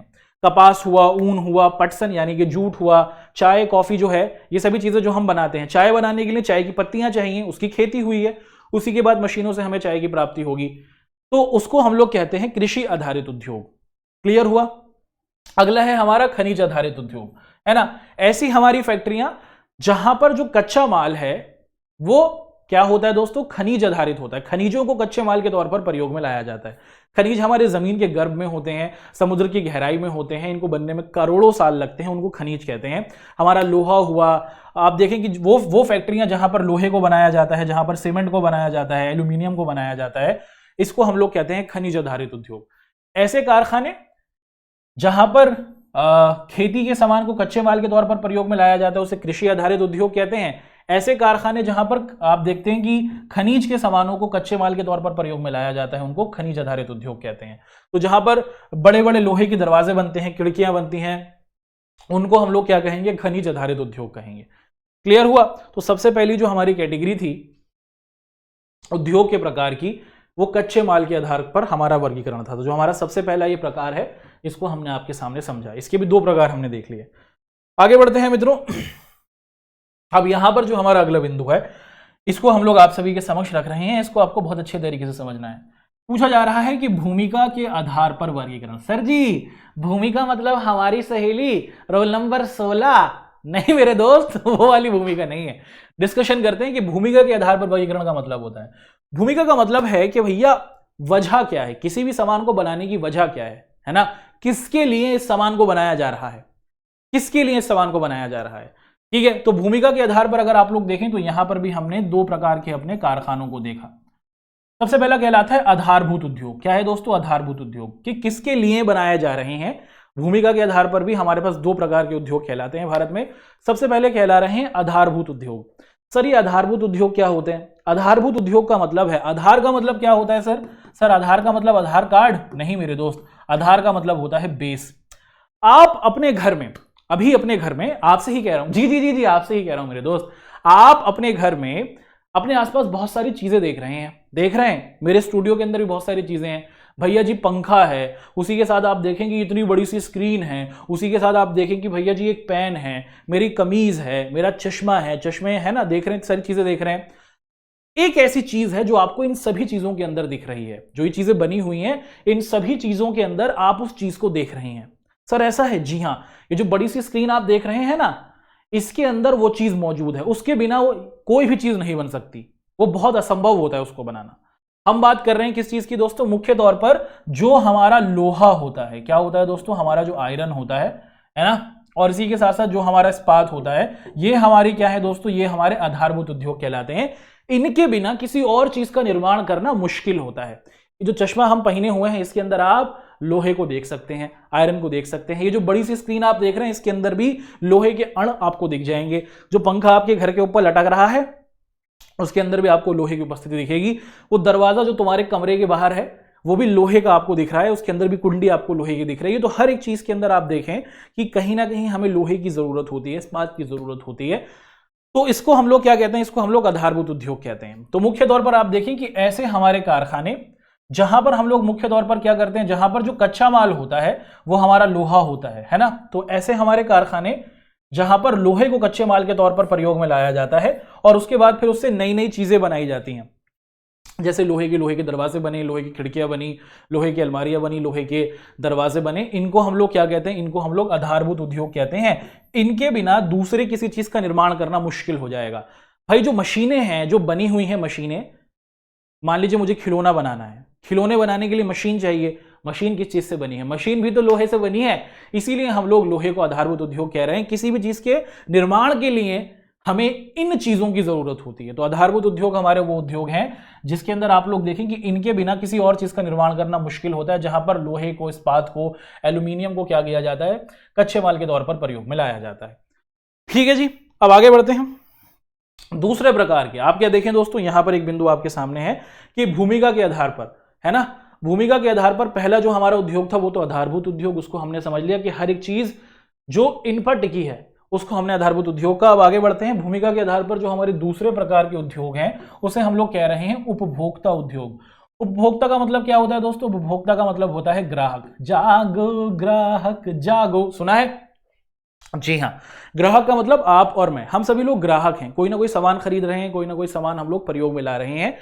ऐसा कोई कारखाना, ऐसा कोई फैक्ट्री, ऐसी कोई आप देखें कि उद्योग जहां पर किसी भी सामान को इसीलिए बनाया जाता है कि भैया बनेगा और फटाक से हमें ग्राहक के पास पहुंचा देना है। आप क्या देखें, जहां पर ऐसे कारखाने, जहां पर क्या किया जाता है, जो सामान बनकर तैयार होता है वो सीधे ही क्या किया जाता है? ग्राहक तक सप्लाई किया जाता है कि भैया बना और फटाक से उसको ग्राहक तक पहुंचाना है, उपभोक्ता तक पहुंचाना है। ऐसे कारखानों को हम लोग क्या कहते हैं? उपभोक्ता उद्योग कहलाते हैं। हमने गन्ने से चीनी को बना लिया। अब चीनी को बनाने के बाद क्या इसको कुछ और रूप में देना होगा? नहीं, इसको डायरेक्ट ग्राहक के पास भेजना होगा। हमने क्या किया? हमने पेड़ों की मदद से कागज को बनाए, कागज के पेजेस को बना लिया। पेजेस हैं ये हमारे, है ना, कागज को बना लिया। क्या अब इसे हमें नया रूप देना होगा? नहीं, इसको हमें ग्राहकों तक पहुंचाना होगा। हमारे जो साबुन हुए बनकर तैयार हो गए, अब इन साबुनों को हमें ग्राहक तक पहुंचाना होगा। तो जो कारखाने सामान को बनाते हैं और इन सामानों को सीधे ग्राहक तक पहुंचाना होता है, इनको हम लोग उपभोक्ता उद्योग के नाम से पुकारते हैं। क्या कहते हैं इनको हम लोग उपभोक्ता उद्योग कहते हैं। ठीक है, तो उद्योगों के अब तक हमने दो प्रकारों को आपके सामने रखा है। किसी तरीके का कोई डाउट आपको अपने समक्ष नहीं आने देना है। यहां पर भारत के अंदर जो हमारे कारखाने हैं, है ना, उसकी ये तीसरी कैटेगरी है। क्या है दोस्तों? भारत के अंदर जो हमारे ये कारखाने हैं उसका तीसरा रूप है, यह है पूंजी के आधार पर, पैसे के आधार पर। भैया जी पैसे के आधार पर भी निवेश, निवेश का मतलब होता है कितना पैसा लगाकर कारखाने को लगाया है। तो भारत में पैसे के आधार पर भी कारखानों को बांटा गया है। सबसे पहले हम लोग देख रहे हैं लघु उद्योग। लघु का मतलब क्या होता है दोस्तों? लघु का मतलब होता है छोटा। ऐसे कोई कारखाने, ऐसी कोई फैक्ट्री जहां पर 1 करोड़ रुपए तक की पैसा को लगाया गया, ऐसा कोई फैक्ट्री, ऐसा कोई कारखाना जहां पर पैसा जो लगाया गया वो 1 करोड़ तक का लगाया गया। कोई ऐसा कारखाना जहां पर 1 करोड़ या फिर 75 लाख, 40,000, आप देखें कि 2 लाख, है ना, छोटा अमाउंट लगाया जाता है, 1 करोड़ तक का, उससे ऊपर नहीं। ऐसे कारखाने जहां पर 1 करोड़ रुपए तक का पैसा लगाकर सामान को बनाया जाता है, ऐसे कारखानों को हम लोग लघु उद्योग के नाम से पुकारते हैं। पेपर में सवाल बनता है लघु उद्योग क्या? भैया ऐसे कारखाने जहां पर 1 करोड़ रुपए तक की पैसे को लगाया जाता है उनको हम लोग लघु उद्योग कहते हैं। अगला शब्द है वृहत उद्योग। क्या है दोस्तों? वृहत उद्योग। वृहत का मतलब क्या होता है? वृहत का मतलब होता है बड़ा। ऐसे हमारे कारखाने जहां पर 1 करोड़ से ज्यादा का पैसा लगाया जाता है, 10 करोड़, 50 करोड़, करोड़ों करोड़ों की बात होती है, हजारों करोड़ों की बात होती है। ऐसे कारखाने जहां पर बड़े लेवल पर पैसे को लगाया जाता है, बड़ी बड़ी फैक्ट्रियां होती हैं, उनको हम लोग क्या कहते हैं? वृहत उद्योग कहते हैं। तो पैसे के आधार पर भी हमारे पास उद्योगों के 2 प्रकार हैं, लघु उद्योग और हमारा वृहत उद्योग। अगला पॉइंट आपके सामने डिस्कस करते हैं दोस्तों। इसको बहुत अच्छे तरीके से हमें समझना होगा और किसी भी तरीके का कोई भी डाउट और कोई भी कंफ्यूजन आपके समक्ष बिल्कुल भी नहीं रहने देना होगा। पूछा जा रहा है ना, उद्योगों के ही प्रकार के बारे में डिस्कशन कर रहे हैं। यहां पर बिंदु है स्वामित्व के आधार पर, कि स्वामित्व का मतलब क्या होता है? स्वामित्व का मतलब होता है मालिक। क्या मतलब होता है? मालिक। कि भैया कारखानों का, फैक्ट्रियों का मालिक कौन है, इसके आधार पर भी भारत में कारखानों को बांटा गया है, फैक्ट्रियों को बांटा गया है, उद्योगों को बांटा गया है। ठीक है, एक एक करके इसे समझते हैं। बहुत महत्वपूर्ण बिंदु है, यहां से जरूर सवाल बनता है। आंख नाक सब कुछ खोल खाल के बैठिएगा, क्योंकि बहुत ही महत्वपूर्ण ये हमारा टॉपिक है दोस्तों, है ना। मालिक कौन है, फैक्ट्रियों का मालिक कौन है, उसके आधार पर भी हमारे पास कारखाने होते हैं। इनको हम लोग कहते हैं स्वामित्व के आधार पर हमारे कारखाने। सबसे पहला इसमें कहलाता है सार्वजनिक। क्या कहलाता है दोस्तों? सार्वजनिक या फिर पब्लिक सेक्टर। क्या कहलाता है? सार्वजनिक या फिर पब्लिक सेक्टर। ऐसे कारखाने जो किसी देश की सरकार के द्वारा स्थापित किए जाते हैं, ऐसे कारखाने या फिर ऐसे फैक्ट्रियां जो किसी देश की सरकार के द्वारा स्थापित किए जाते हैं, गवर्नमेंट के द्वारा स्थापित किए जाते हैं, इसके अंदर जो पैसा होता है वो पूरा का पूरा सरकार का होता है। जो लाभ आता है वो सरकार के पास जाता है, और अगर हानि होती है, नुकसान होता है, तो वो भी सरकार ही संभालती है। भैया आपके आसपास ऐसे कारखाने, हमारे देश में ऐसे कारखाने जो देश की सरकार ने स्थापित किए हैं, उनको हम लोग सार्वजनिक कारखाने या फिर सार्वजनिक सेक्टर कहते हैं, या फिर पब्लिक सेक्टर के नाम से भी इनको पुकारते हैं। इसमें सारा पैसा सरकार का होता है, लाभ सरकार के पास जाएगा, हानि भी सरकार के पास जाएगी। इसे पब्लिक सेक्टर या फिर सार्वजनिक सेक्टर के नाम से भी पुकारा जाता है। सर जी भारत में ऐसी कौन कौन सी कंपनी है? अगर आप भारत के संदर्भ में देखें दोस्तों, तो मुख्य तौर पर हमारी सेल है ना, steel authority of India limited, ये जो है एक सरकारी कंपनी है, सरकार ने स्थापित की है। ऐसे ही आप लोग देखें हमारी BHEL है ना, भारतीय हैवी इंडियन इलेक्ट्रॉनिक लिमिटेड, जो बड़ी बड़ी मशीनों को बनाती है, ये भी एक सरकारी कंपनी है। हमारे देश के अंदर जो ONGC है ना, ये भी एक सरकारी कंपनी है। तो स्वामित्व के आधार पर ऐसी कंपनियां जो किसी देश के सरकार के द्वारा स्थापित की गई हैं, उसका लाभ और हानि उस देश की सरकार के ऊपर ही होता है। उसका सारा का सारा जो कंट्रोल है वो देश की सरकार के अधीन होता है। उसको हम लोग सार्वजनिक या फिर पब्लिक सेक्टर की हमारे उद्योग को कहते हैं, है ना। ऐसे ही आप लोग देखें दूसरे प्रकार की हमारी एक और है ना, मालिक होने के आधार पर, स्वामित्व के आधार पर दूसरे प्रकार के जो हमारे क्या कहलाते हैं दोस्तों, फैक्ट्रियां कहलाते हैं, उनको हम लोग कहते हैं प्राइवेट सेक्टर। इनको एक और नाम से पुकारा जाता है, इनको कहा जाता है निजी क्षेत्र, है ना, निजी क्षेत्र भी इनको कहा जाता है। क्लियर हुआ? अब आपसे मैं अगर पूछूं कि क्या आप लोग मुझे कुछ प्राइवेट कंपनीज के नाम बताएंगे, जल्दी से कमेंट में कुछ फेमस प्राइवेट कंपनीज के नाम बता दो, चाहे भारत की हो या फिर भारत के बाहर की हो। कुछ के एग्जांपल्स तो पीछे लिखे ही हुए हैं, जल्दी से कमेंट में आपको भारत के या फिर भारत के बाहर की कुछ प्राइवेट कंपनीज के नाम बताने हैं। ठीक है, जल्दी बता दीजिए। ठीक, तो अगर हम लोग देखें तो हमारे पास एप्पल मोबाइल फोन है, रिलायंस है, टाटा है ना, तो ये सभी हमारी क्या कहलाती हैं दोस्तों, प्राइवेट संस्थाएं कहलाती हैं या फिर निजी क्षेत्र वाली कंपनियां कहलाती हैं। इस पर आप क्या देखें कि भैया एक व्यक्ति, आप क्या देखें कि एक व्यक्ति या फिर एक से ज्यादा व्यक्ति, एक व्यक्ति या फिर एक से ज्यादा व्यक्ति मिलकर क्या करते हैं, थोड़ा पैसा जमा करते हैं, और जब वो उसके बाद किसी कंपनी को स्थापित करते हैं तो उसको क्या कहा जाता है, उसे निजी क्षेत्र वाली कंपनी कहा जाता है। इसमें सरकार का कोई हाथ नहीं होगा, देश की गवर्नमेंट का कुछ नहीं होगा। इसमें जो लाभ होगा वो भी इन्हीं लोगों का होगा, और जो हानि होगी वो भी इन्हीं लोगों की होगी। ऐसी कोई फैक्ट्री, ऐसा कोई कारखाना, ऐसा कोई उद्योग जो एक व्यक्ति के द्वारा या फिर एक से ज्यादा व्यक्तियों के द्वारा स्थापित किया जाता है ना, उसको हम लोग क्या कहते हैं, उसको हम लोग प्राइवेट सेक्टर या फिर निजी क्षेत्र की कंपनियों के तौर पर पुकारते हैं। है ना, प्राइवेट कंपनीज इन्हें कहा जाता है। जैसे हमारी टाटा हुई, रिलायंस हुई, महिंद्रा हुई, उसी के साथ एप्पल हुई, अमेजॉन हुई, फिजिक्स वाला, है ना, तो ये सभी हमारी क्या कहलाती हैं दोस्तों, प्राइवेट कंपनीज कहलाती हैं। आगे बढ़ते हैं, अगला सवाल आपके सामने है कि मालिक कौन है। मालिक होने के आधार पर जो हमारे पास आप देखें कि जो अगला हमारी आप देखते हैं कि कंपनी कहलाती है, अब तक सरकार के द्वारा जो स्थापित थी उसे सार्वजनिक कहा, वो सरकार की होती है। लोगों के द्वारा जो स्थापित होती है उसको हम लोगों ने क्या कहा दोस्तों, उसको हम लोगों ने पब्लिक कहा या फिर निजी क्षेत्र कहा। एक और प्रकार की कंपनी दिख जाती है और यहां पर इसे क्या कहा जाता है दोस्तों, जॉइंट सेक्टर, या फिर इसे एक और नाम से पुकारा जाता है, इसे कहा जाता है संयुक्त क्षेत्र। क्या कहा जाता है, संयुक्त क्षेत्र। ठीक है, कोई ऐसी कंपनी जिसमें आप देखें कि 50% या है ना 50% जो भाग होता है वो देश की सरकार, और उसी के साथ साथ आप देखें कि जो 50% भाग होता है वो देश के लोगों के द्वारा, ठीक है, देश के नागरिकों के द्वारा। भैया एक कंपनी को स्थापित किया गया, इसमें 50% देश की सरकार ने पैसा लगाया और उसमें 50% देश के नागरिकों ने पैसा लगाया। ऐसी जो कंपनी स्थापित की जाती है, जो देश की जनता और देश की सरकार के द्वारा स्थापित की जाती है, उसको हम लोग संयुक्त क्षेत्र या फिर ज्वाइंट सेक्टर के नाम से पुकारते हैं। दोनों मिलकर, है ना, सरकार भी और व्यक्ति मिलकर क्या करते हैं, इसमें पैसा लगाते हैं। लाभ होगा तो वो भी दोनों में बंटता है और जो हानि होगी वो भी दोनों में बंटती है। ऐसी प्रकार की कंपनीज को हम लोग क्या कहते हैं, संयुक्त क्षेत्र कहते हैं। और भारत के अंदर संयुक्त क्षेत्र वाली जो हमारी कंपनी है वो कौन सी है दोस्तों, oil India limited. Oil India जो लिमिटेड है वो हमारी एक संयुक्त क्षेत्र वाली कंपनी है। इसमें आधा पैसा सरकार का और आधा पैसा नागरिकों का होता है, व्यक्तियों का होता है। तो मालिक होने के आधार पर अब तक हमने अपनी 3 कैटेगरीज को देखा। सबसे पहला जो था दोस्तों, सबसे पहला अगर आप लोग देखें तो मुख्य तौर पर हमने आप सभी के साथ डिस्कस किया था ये सरकारी, उसके बाद फिर हम लोगों ने डिस्कस किया निजी क्षेत्र, और फिर तीसरा हमने डिस्कस किया आप सभी के साथ संयुक्त क्षेत्र। अब आगे बढ़ रहे हैं, अब हम लोग एक और, तो मालिक कौन है इसके आधार पर हमारे पास एक और प्रकार की फैक्ट्री भारत के अंदर दिख जाती है, और इसको क्या कहा जाता है, इसको हम लोग कहते हैं कोऑपरेटिव। क्या कहा जाता है, कोऑपरेटिव सेक्टर। इसको एक और नाम से पुकारते हैं सहकारी संस्था। सहकारी संस्था, है ना, कोऑपरेटिव सेक्टर या फिर इसे सहकारी संस्था कहा जाता है।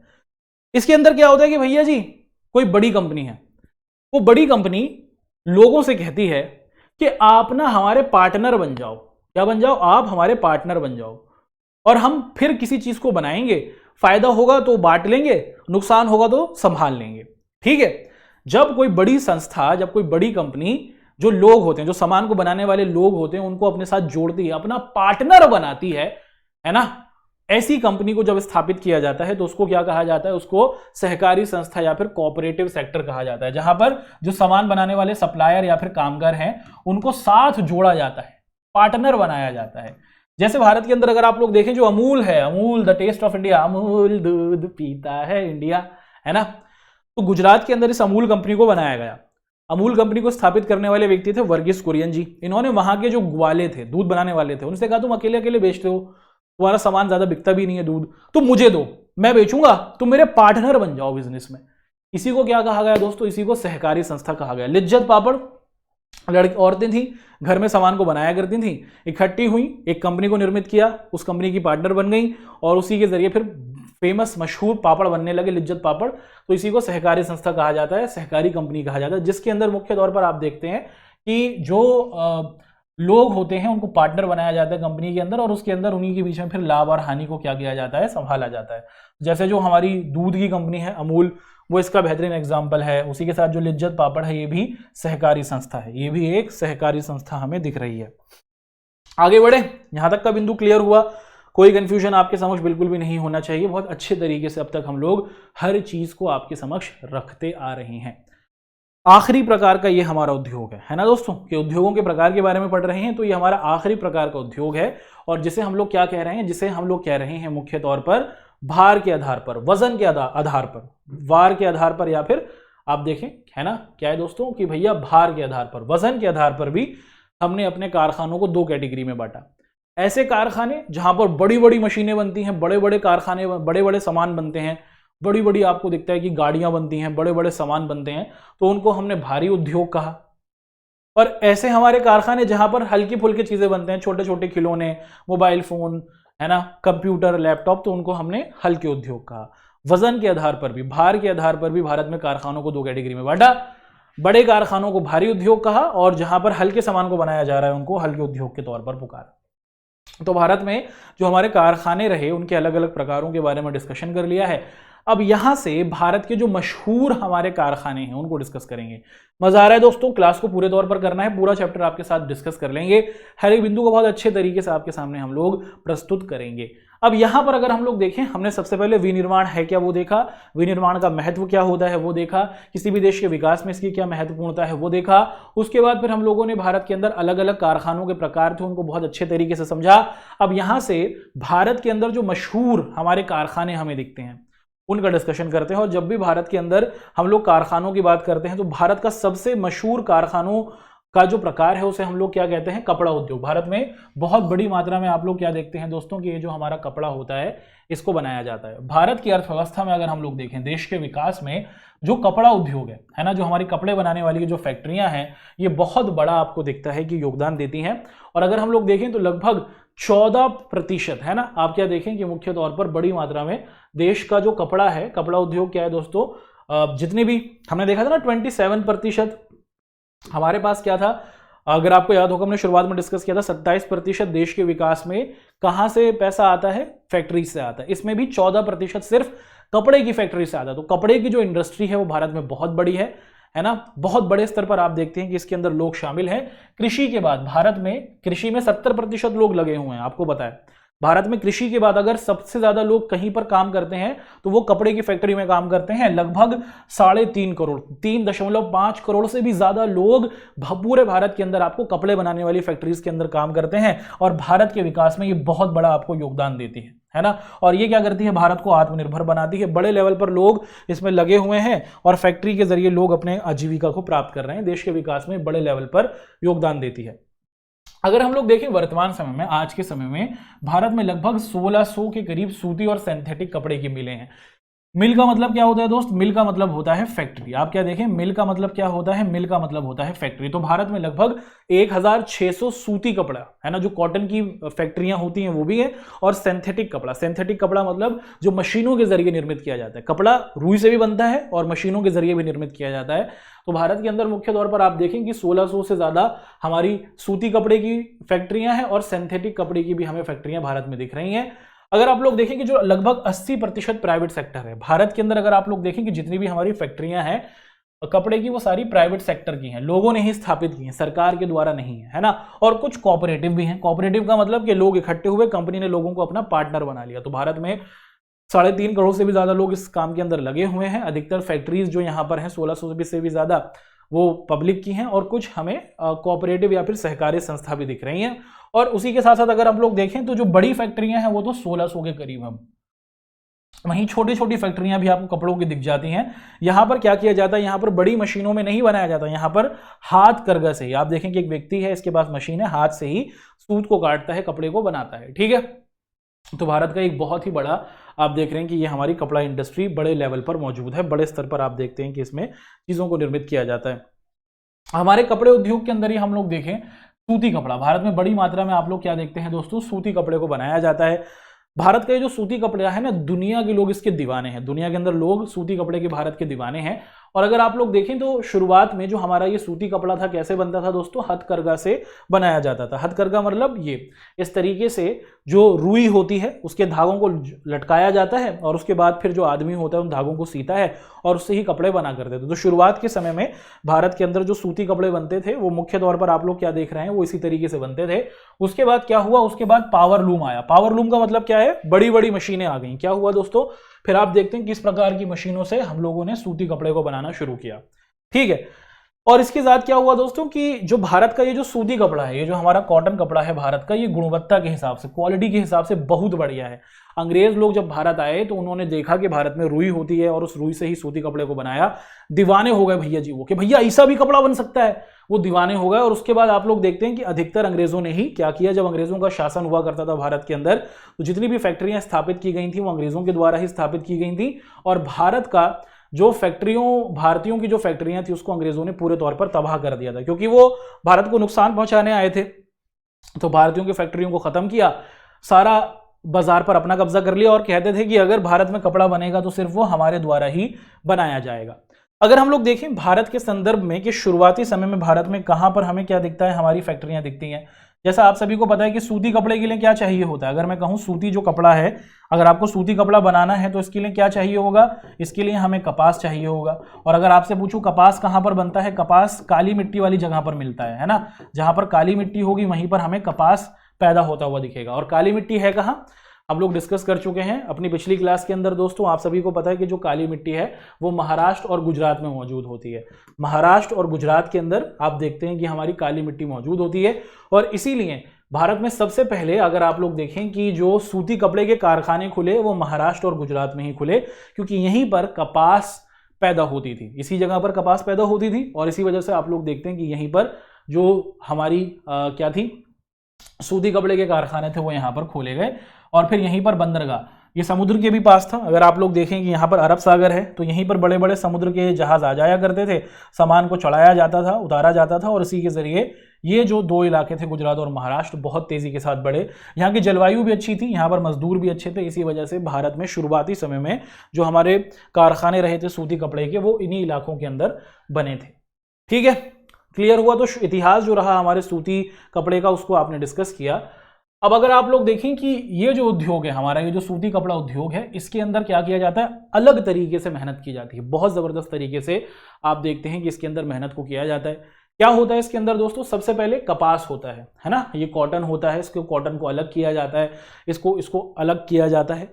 उसके बाद इसी रुई को, इसी कपास को क्या किया जाता है, फैक्ट्रियों में भेजा जाता है ना। आपके पास कपास है, इस कपास को आप लोग क्या कहते हैं, फैक्ट्री में भेजते हैं। फैक्ट्री में भेजने के बाद इसको मशीन में डाला जाता है और उस मशीन में डालने के बाद फिर कपड़ा बनकर तैयार होता है ना। और कपास को उगाना भी बहुत मुश्किल है, कपास को उगाना भी बहुत मुश्किल है, आप देखते हैं।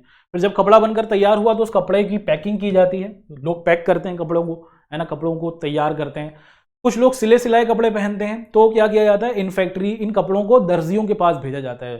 तो ये जो कपड़े होते हैं इसके जरिए जो दर्जी लोग होते हैं उनको भी काम मिल जाता है। तो ये जो आपका सूती कपड़ा है ये सिर्फ किसानों को ही काम नहीं दे रहा, ये सिर्फ फैक्ट्री के लोगों को ही काम नहीं दे रहा, ये उन लोगों को भी काम दे रहा है जो पैकिंग कर रहे हैं। ये उन लोगों को भी काम दे रहा है, हमारी सूती फैक्ट्री जो मुख्य तौर पर कपड़े को सी रहे हैं, ये उन लोगों को भी काम दे रहा है जो कपड़ों को एक जगह से दूसरी जगह सामान को पहुंचा रहे हैं, उनको भी काम दे रहा है। तो बड़े बड़े जो लोग हैं, बड़ी बड़े जो आप देखें कि जो लोग हैं वो मुख्य तौर पर इसके जरिए काम कर रहे हैं। उसी के साथ कपड़े को अब बदला भी जाता है, इसकी डाई भी की जाती है। तो वो लोग जो कपड़े के रंग को बदलते हैं, उसके अंदर कलर को बनते हैं, जो केमिकल्स के जरिए, इन लोगों को भी आप देखते हैं कि हमारा जो ये कपड़ा उद्योग है उसके जरिए बड़े स्तर पर क्या मिल रहा है, काम की प्राप्ति हो रही है। तो बहुत अच्छे स्तर पर यहाँ पर काम की स्थिति हो रही है। अब यहाँ पर हम लोग देखें कि जो सूती कपड़ा उद्योग है ना, आज के समय में अगर आप लोग देखें, जैसे शुरुआत में भी ये महाराष्ट्र में था, गुजरात में था, तो आज के समय में भी आप देखते हैं कि ये गुजरात, महाराष्ट्र और जो तमिलनाडु है भारत का, आप देखें कि जो तमिलनाडु है उसी के साथ जो हमारा महाराष्ट्र है और गुजरात है, यहाँ पर आप देखते हैं कि अब भी सूती कपड़ा बड़ी मात्रा में होता है। और यहाँ पर बड़ी अच्छी मात्रा में जलवायु है, तो यहाँ पर बड़ी मात्रा में इन चीज़ों को बनाया जाता है। ठीक है, तो भारत में सूती कपड़े का उत्पादन देख लेते हैं दोस्तों। फैक्ट्री के अंदर अगर आप लोग देखें, फैक्ट्री के अंदर लगभग 6% के करीब हम लोग सूती कपड़े को बनाते हैं। पावर लूम का मतलब हुआ कि जो छोटी छोटी आपको क्या दिख जाती हैं, फैक्ट्रियां दिखती हैं, छोटी फैक्ट्रियां जो आपको दिख रही हैं, वहां पर सूती कपड़े का लगभग कितना प्रतिशत, 54% जो है देश का जितना भी सूती कपड़ा बनता है उसका 54% हमें पावर लूम, जो छोटी मशीनों से बनने वाली फैक्ट्रियां हैं वहां पर बन रहा है। और जो हाथ से बनाने वाली फैक्ट्रियां जो घरों के आसपास मौजूद होती हैं, जिन्हें हैंडलूम कहा जाता है, जो हाथ से बनाती हैं, वो देश का लगभग 23% आपको वो बनाती हैं। ठीक है, एक अच्छा आंकड़ा आपके सामने यहाँ पर प्रस्तुत किया गया है। आगे बढ़ लेते हैं। तो ये जो सूती कपड़ा उद्योग है, जैसा मैंने आपको बताया था कि ये दुनिया के अंदर बहुत ज़्यादा महत्वपूर्णता रखता है। और भारत का जो ये सूती उद्योग है, लोग इसके दीवाने हैं। और सूती उद्योग को क्या किया जाता है, ये जो हमारे सूती धागे होते हैं इनको जापान भेजा जाता है। जापानियों के साथ साथ अगर आप लोग देखें तो अमेरिका में भी, है ना, इसको क्या किया जाता है, भारत से मुख्य तौर पर जापान भेजा जा रहा है। उसी के साथ साथ अगर आप लोग देखें तो उसको क्या किया जाता है दोस्तों, इसको अमेरिका भी भेजते हैं, है ना, इसको हम लोग अमेरिका भी भेजते हैं। और ब्रिटेन, रूस, ये लोग भी क्या करते हैं, भारत के ये जो हमारे सूती धागे हैं इनको लेके जाते हैं और फिर अपने यहाँ पर कपड़ों को बनाते हैं। क्योंकि ये जो धागा होता है ये बहुत अच्छी मात्रा में चलता है और इससे बहुत ज़्यादा अच्छी मात्रा में कपड़े का निर्माण होता है। ठीक है, आगे डिस्कशन करते हैं कि जो हमारा सूती धागा है ये प्राकृतिक तौर पर बना है, क्योंकि भारत के अंदर जलवायु अच्छी है। तो यहाँ का जो हमारा सूती धागा है वो प्राकृतिक तौर पर बना है, लेकिन चीन क्या कर रहा है भैया, चीन जो है वो मशीनों के जरिए अपने जो सूती धागे होते हैं, सूती कपड़े को निर्मित कर रहा है, जिससे आप लोग क्या देखते हैं कि मुख्य तौर पर भारत का जो कपड़ा है, भारत के जो सूती धागे हैं उसको कंपटीशन मिल रहा है। हमारा जो ये सूती धागा है इसकी मांग तो है, डिमांड तो है, लेकिन चीन के लोग सस्ता सूती धागा बना रहे हैं और इसी वजह से भारत की जो सूती धागे है उसकी डिमांड होने के बाद भी हमें कहीं ना कहीं टक्कर मिलती हुई दिख रही है ना। तो भारत की इसकी उपस्थिति जो है पूरी दुनिया के अंदर, अगर हम लोग देखें कि जो पूरी दुनिया के अंदर सूती वस्त्र का बाजार है उसका 4% हमारे भारत के अंदर होता है। पूरी दुनिया में जितना भी सूती वस्त्र से संबंधित व्यापार है उसका 4% हमारे भारत से संबंधित है। तो भारत सूती कपड़े को उत्पादित करने में एक बहुत बड़ा योगदान देता है ना। तो भारत के जो रेशे हैं इनका उत्पादन बड़ी मात्रा में किया जाता है और इन्हीं सूती रेशों के जरिए आप देखते हैं कि भारत के जो रेशे रहे हैं ये ग्लोबल लेवल पर compete कर पा रहे हैं, टक्कर मिल रही है हमें, लेकिन हमारे सामान की गुणवत्ता अच्छी है तो हम चीनियों को कहीं ना कहीं पछाड़ रहे हैं। हमें कंपटीशन मिल रहा है लेकिन हम उनको कहीं ना कहीं पछाड़ रहे हैं। और ये जो सूती वस्त्र है, ये जो हमारा कपड़ा उद्योग है, ये देश को सक्षम बनाने में कहीं ना कहीं मजबूती प्रदान कर रहा है। और इस सूती कारखाने के जरिए ना सिर्फ कपास के किसानों को, फैक्ट्री के मजदूरों को, पैकिंग करने वालों को, पैकिंग से सामान को बनाने वालों को, सबको कहीं ना कहीं आप देखें कि बड़े लेवल पर रोजगार की प्राप्ति हो रही है। तो ये तो सूती वस्त्र की पूरी कहानी रही। अब अगर हम लोग देखें तो इस बिजनेस के सामने, इस प्रकार की जो हमारे कारखाने रहे इनके सामने बहुत सारी समस्याएं भी हैं। क्या क्या समस्याएं हैं उनको देख लेते हैं भैया। अगर आप लोग देखें भारत के समय में ना आज भी जो हमारे बहुत सारे कारखाने हैं वहां पर बिजली सही तौर पर नहीं आती। मशीन है, कच्चा माल है, मजदूर भी हैं, पैसा भी है, लेकिन बिजली सही तरीके से नहीं आती। बिजली आती जाती रहती है जिससे जो काम होता है, उत्पादन होता है वो प्रभावित होता है। तो बिजली की जो सप्लाई है वो सही नहीं है। अभी भी जो हमारी बहुत से कारखाने हैं वहां पर पुरानी मशीनों का प्रयोग किया जाता है जिससे उत्पादन प्रभावित होता है। श्रमिक जो हैं, है ना, श्रमिक जो हैं मौजूद हैं भारत में, सब काम करने के लिए मजदूर हमें मिल जाते हैं, लेकिन अच्छे मजदूर नहीं मिल रहे हैं हमें, कुशल श्रमिक नहीं मिल रहे हैं जो अच्छा काम कर सकें, है ना। मजदूर मिल जाते हैं लेकिन अच्छा मजदूर हमें नहीं मिल रहा, और ये जो अच्छा मजदूर नहीं मिलता इससे उत्पादन कहीं ना कहीं प्रभावित होता है। और ये जो सिंथेटिक रेशे हैं जो फैक्ट्री में निर्मित कर लिए जाते हैं, ये भी भारत के सूती वस्त्र को क्या कर रहे हैं, कहीं ना कहीं प्रभावित कर रहे हैं। तो अब तक हमने कपड़ा उद्योग क्या है, भारत में कपड़ा उद्योग की क्या उपस्थिति रही है, ये कब से बनकर तैयार हुआ और वर्तमान समय में दुनिया के अंदर इसकी क्या उपस्थिति है और इसकी क्या क्या समस्याएं रही हैं उसको डिस्कस किया। अब भारत में एक और प्रकार का हमारा उद्योग होता है दोस्तों, जिसे हम लोग क्या कहते हैं, जिसको हम लोग जूट कहते हैं। कमेंट करके बताइए कि जूट को एक और नाम से पुकारते हैं, जल्दी बताइए। जूट का एक और नाम होता है दोस्तों, आपको जल्दी से जूट का जो एक और नाम है वो कमेंट के अंदर प्रस्तुत करना है, बिना समय को व्यर्थ करे हुए। दोस्तों जल्दी से बता दीजिए कि जूट का एक और नाम क्या होता है। भैया जूट को हम लोग पटसन भी कहते हैं। क्या कहते हैं? पटसन भी कहते हैं। और इसको एक और नाम से पुकारते हैं, इसको कहते हैं सुनहरा रेशा। अगर आपने पिछली क्लास को करा होगा तो आपको पता होगा, है ना। तो मुख्य तौर पर क्या होता है, इस प्रकार से फसल उगती है, जूट की फसल होती है। इससे हमें क्या प्राप्त होता है, इससे हमें इस प्रकार के धागे प्राप्त होते हैं, ब्राउन कलर के, गोल्डन कलर के। इसी को हम लोग क्या कहते हैं, जूट, पटसन या फिर सुनहरा रेशा कहते हैं। और इसी जूट से क्या किया जाता है दोस्तों, इस जूट से हम आटे की बोरी बनाते हैं, चावल की बोरी बनाते हैं, जिससे आपके घर में सामान आता है, और जूट के बैग बनाए जाते हैं। तो ये जो जूट बैग है ये भी एक बहुत बड़ी इंडस्ट्री है भारत में। जूट के कारखाने भारत में बहुत बड़े हैं। कहाँ पर हैं, कैसे बनाए जाते हैं, कितनी भारत के विकास में योगदान देते हैं, इसको डिस्कस करते हैं। ठीक है, चलिए तैयार हो जाइए। जूट उद्योग के बारे में हम लोग एक एक कर आप सभी के साथ डिस्कशन करेंगे। कुछ इस तरीके से हम लोग देखें तो जब आपको क्या करना होता है बच्चों, ये जो हमारा जूट है ना, ये जो हमारा जूट है इसको क्या किया जाता है, भारत जो है वो बड़ा उत्पादक देश आपको दिखता है। दुनिया में सबसे ज्यादा जूट और जूट के सामानों को कौन बनाता है भैया, बांग्लादेश, हमारा पड़ोसी देश। हमारा भारत दूसरे नंबर पर है। पेपर में सीधा सवाल आता है, पेपर में सीधा सवाल आता है कि जूट उत्पादन में भारत कौन से नंबर पर है, दूसरे नंबर पर है। उसी के साथ पूछा जाता है कि दुनिया का सबसे ज्यादा जूट उत्पादक वाला देश बांग्लादेश। ठीक है, तो क्लियर हो गया। तो भारत जो है बांग्लादेश के बाद दूसरे नंबर पर क्या है दोस्तों, आपको दिखता है कि जूट का उत्पादन करता है। और भारत का जो ये जूट है, पटसन है, ये दुनिया के अलग अलग देशों में जाता है। आज के समय में भारत में 70 से भी ज्यादा आपको क्या दिखता है, जूट की फैक्ट्रियां हैं बड़े लेवल पर। और अधिकतर ये जो फैक्ट्रियां हैं ये हमारे पश्चिम बंगाल में है, वेस्ट बंगाल के अंदर आपको दिखती है। पश्चिम बंगाल में एक नदी है हुगली नदी, उसी नदी के किनारे पर आप देखते हैं कि भारत में अधिकतर जो हमारी जूट बनाने की फैक्ट्रियां वहीं पर है, पश्चिम बंगाल में ही है, हुगली नदी के पास। क्यों है हुगली नदी के पास, चलिए एक एक कर इसको डिस्कस कर लेते हैं कि भैया जी क्यों जो है वो हमारी जितनी भी फैक्ट्रियां हैं वो हमें कहां पर दिखती हैं, वो हमें हुगली नदी के आसपास दिखती हैं। ठीक है, चलिए जी, ठीक है, कि हुगली नदी के आसपास ही भारत के अंदर ये जो हमारी सारी पश्चिम बंगाल का जो ये हुगली नदी है ना, हुगली नदी ये रही, यहीं पर आप क्यों देखते हैं कि हमारी जूट की सारी फैक्ट्रियां मौजूद हैं, ये आपसे पूछा जा रहा है। तो एक एक कर इसको हम लोग डिस्कस कर लेते हैं। सबसे पहले आप लोग देखें कि जूट को उत्पादित करने के लिए जो जलवायु चाहिए, जूट के उत्पादन के लिए जो जलवायु मौसम चाहिए, वो हमें पश्चिम बंगाल में ही दिखता है। पश्चिम बंगाल में जलवायु है, इसी वजह से जूट सबसे ज्यादा यहीं पर पैदा हो रहा है। इसके साथ साथ ना यहाँ पर क्या है, इसके उत्पादन के लिए पानी भी चाहिए, तो यहाँ पर पानी भी मौजूद है और जलवायु भी बहुत अच्छी है, इसीलिए जूट का उत्पादन यहाँ पर हो रहा है। यहाँ पर जो सामान बनकर तैयार होता है ना, उसको एक जगह से दूसरी जगह तक पहुंचाने के लिए सड़क भी है, रेलगाड़ी भी है, और उसी के साथ साथ आप देखते हैं कि हमारी नाव भी मौजूद होती हैं, बड़ी बड़ी नाव भी मौजूद होती हैं, और इन नावों के जरिए क्या किया जाता है, एक जगह से दूसरी जगह तक सामान को पहुंचाया जाता है। ठीक है, यहाँ पर जलवायु है, यहाँ पर मौसम है, यहाँ पर पानी की अच्छी व्यवस्था है, सड़कों के जरिए, पानी की नाव के जरिए सामान को पहुंचाया जा सकता है, और यहाँ पर जो मजदूर हैं वो भी अच्छे हैं, कुशल मजदूर हैं और सस्ती दरों पर काम करने को तैयार हैं। तो इसी वजह से आप देखें कि भारत में जो जूट उद्योग है वो मुख्य तौर पर हमें पश्चिम बंगाल और हुगली नदी के आसपास टिका हुआ दिखता है। क्लियर हुआ? एक अच्छा सवाल पेपर में बनता है, उसको हमने अच्छे तरीके से आपके साथ डिस्कस किया। अब यहां पर अगर आप लोग देखें कि जो जूट का हमारा फैक्ट्रियां हैं देश में, लगभग आप देखें कि लगभग 3 करोड़ के आसपास हम मान सकते हैं, 2.61% यहां पर लिखा है ना, जो लोग हैं वो इस काम के अंदर लगे हुए हैं, है ना। तो जूट की फैक्ट्री में लगभग 2.61 लाख जो लोग हैं वो आपको क्या है, जूट की फैक्ट्रियों में काम करते हुए दिख जाते हैं।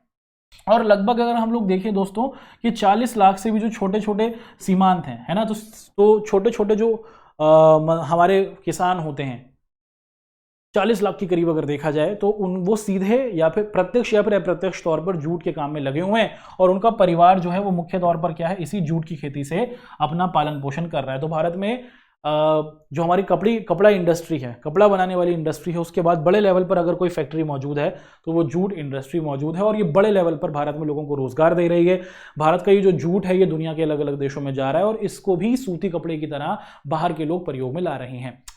अगर हम लोग देखें कि ये जो जूट है ना दोस्तों, ये बहुत बढ़िया है भारतीय जूट, और भारत का ये जो जूट है इसको लेकर अलग अलग जो देश हैं वो इस सामान के दीवाने हैं। लेकिन जैसा हमने बताया कि चीन के लोग अपने तरीके से क्या कर रहे हैं, सिंथेटिक प्लास्टिक और अलग चीज़ों के जरिए जूट को उत्पादित कर रहे हैं, और लोग क्या करते हैं, जो जूट का सामान होता है ना उसका प्रयोग नहीं करते, प्लास्टिक का प्रयोग करते हैं। अगर आपके पास जूट का थैला है 25 रुपये का आएगा, वहीं जो प्लास्टिक की थैली है वो 1 रुपये से भी सस्ती आ जाती है। तो लोग सामान के लेने के लिए जूट का प्रयोग नहीं करते, जूट के जो और अल्टरनेटिव हैं प्लास्टिक की चीज़ों का प्रयोग करते हैं, जिससे जूट की इंडस्ट्री को कहीं ना कहीं नुकसान हो रहा है। और उसी के साथ साथ बांग्लादेश जो है, ब्राज़ील जो है, फिलीपींस जो है, यहाँ से भी जो आने वाला जूट है वो भारत को, ये जूट को कंपटीशन दे रहा है, प्रतिस्पर्धा भारत को यहाँ पर मिल रही है।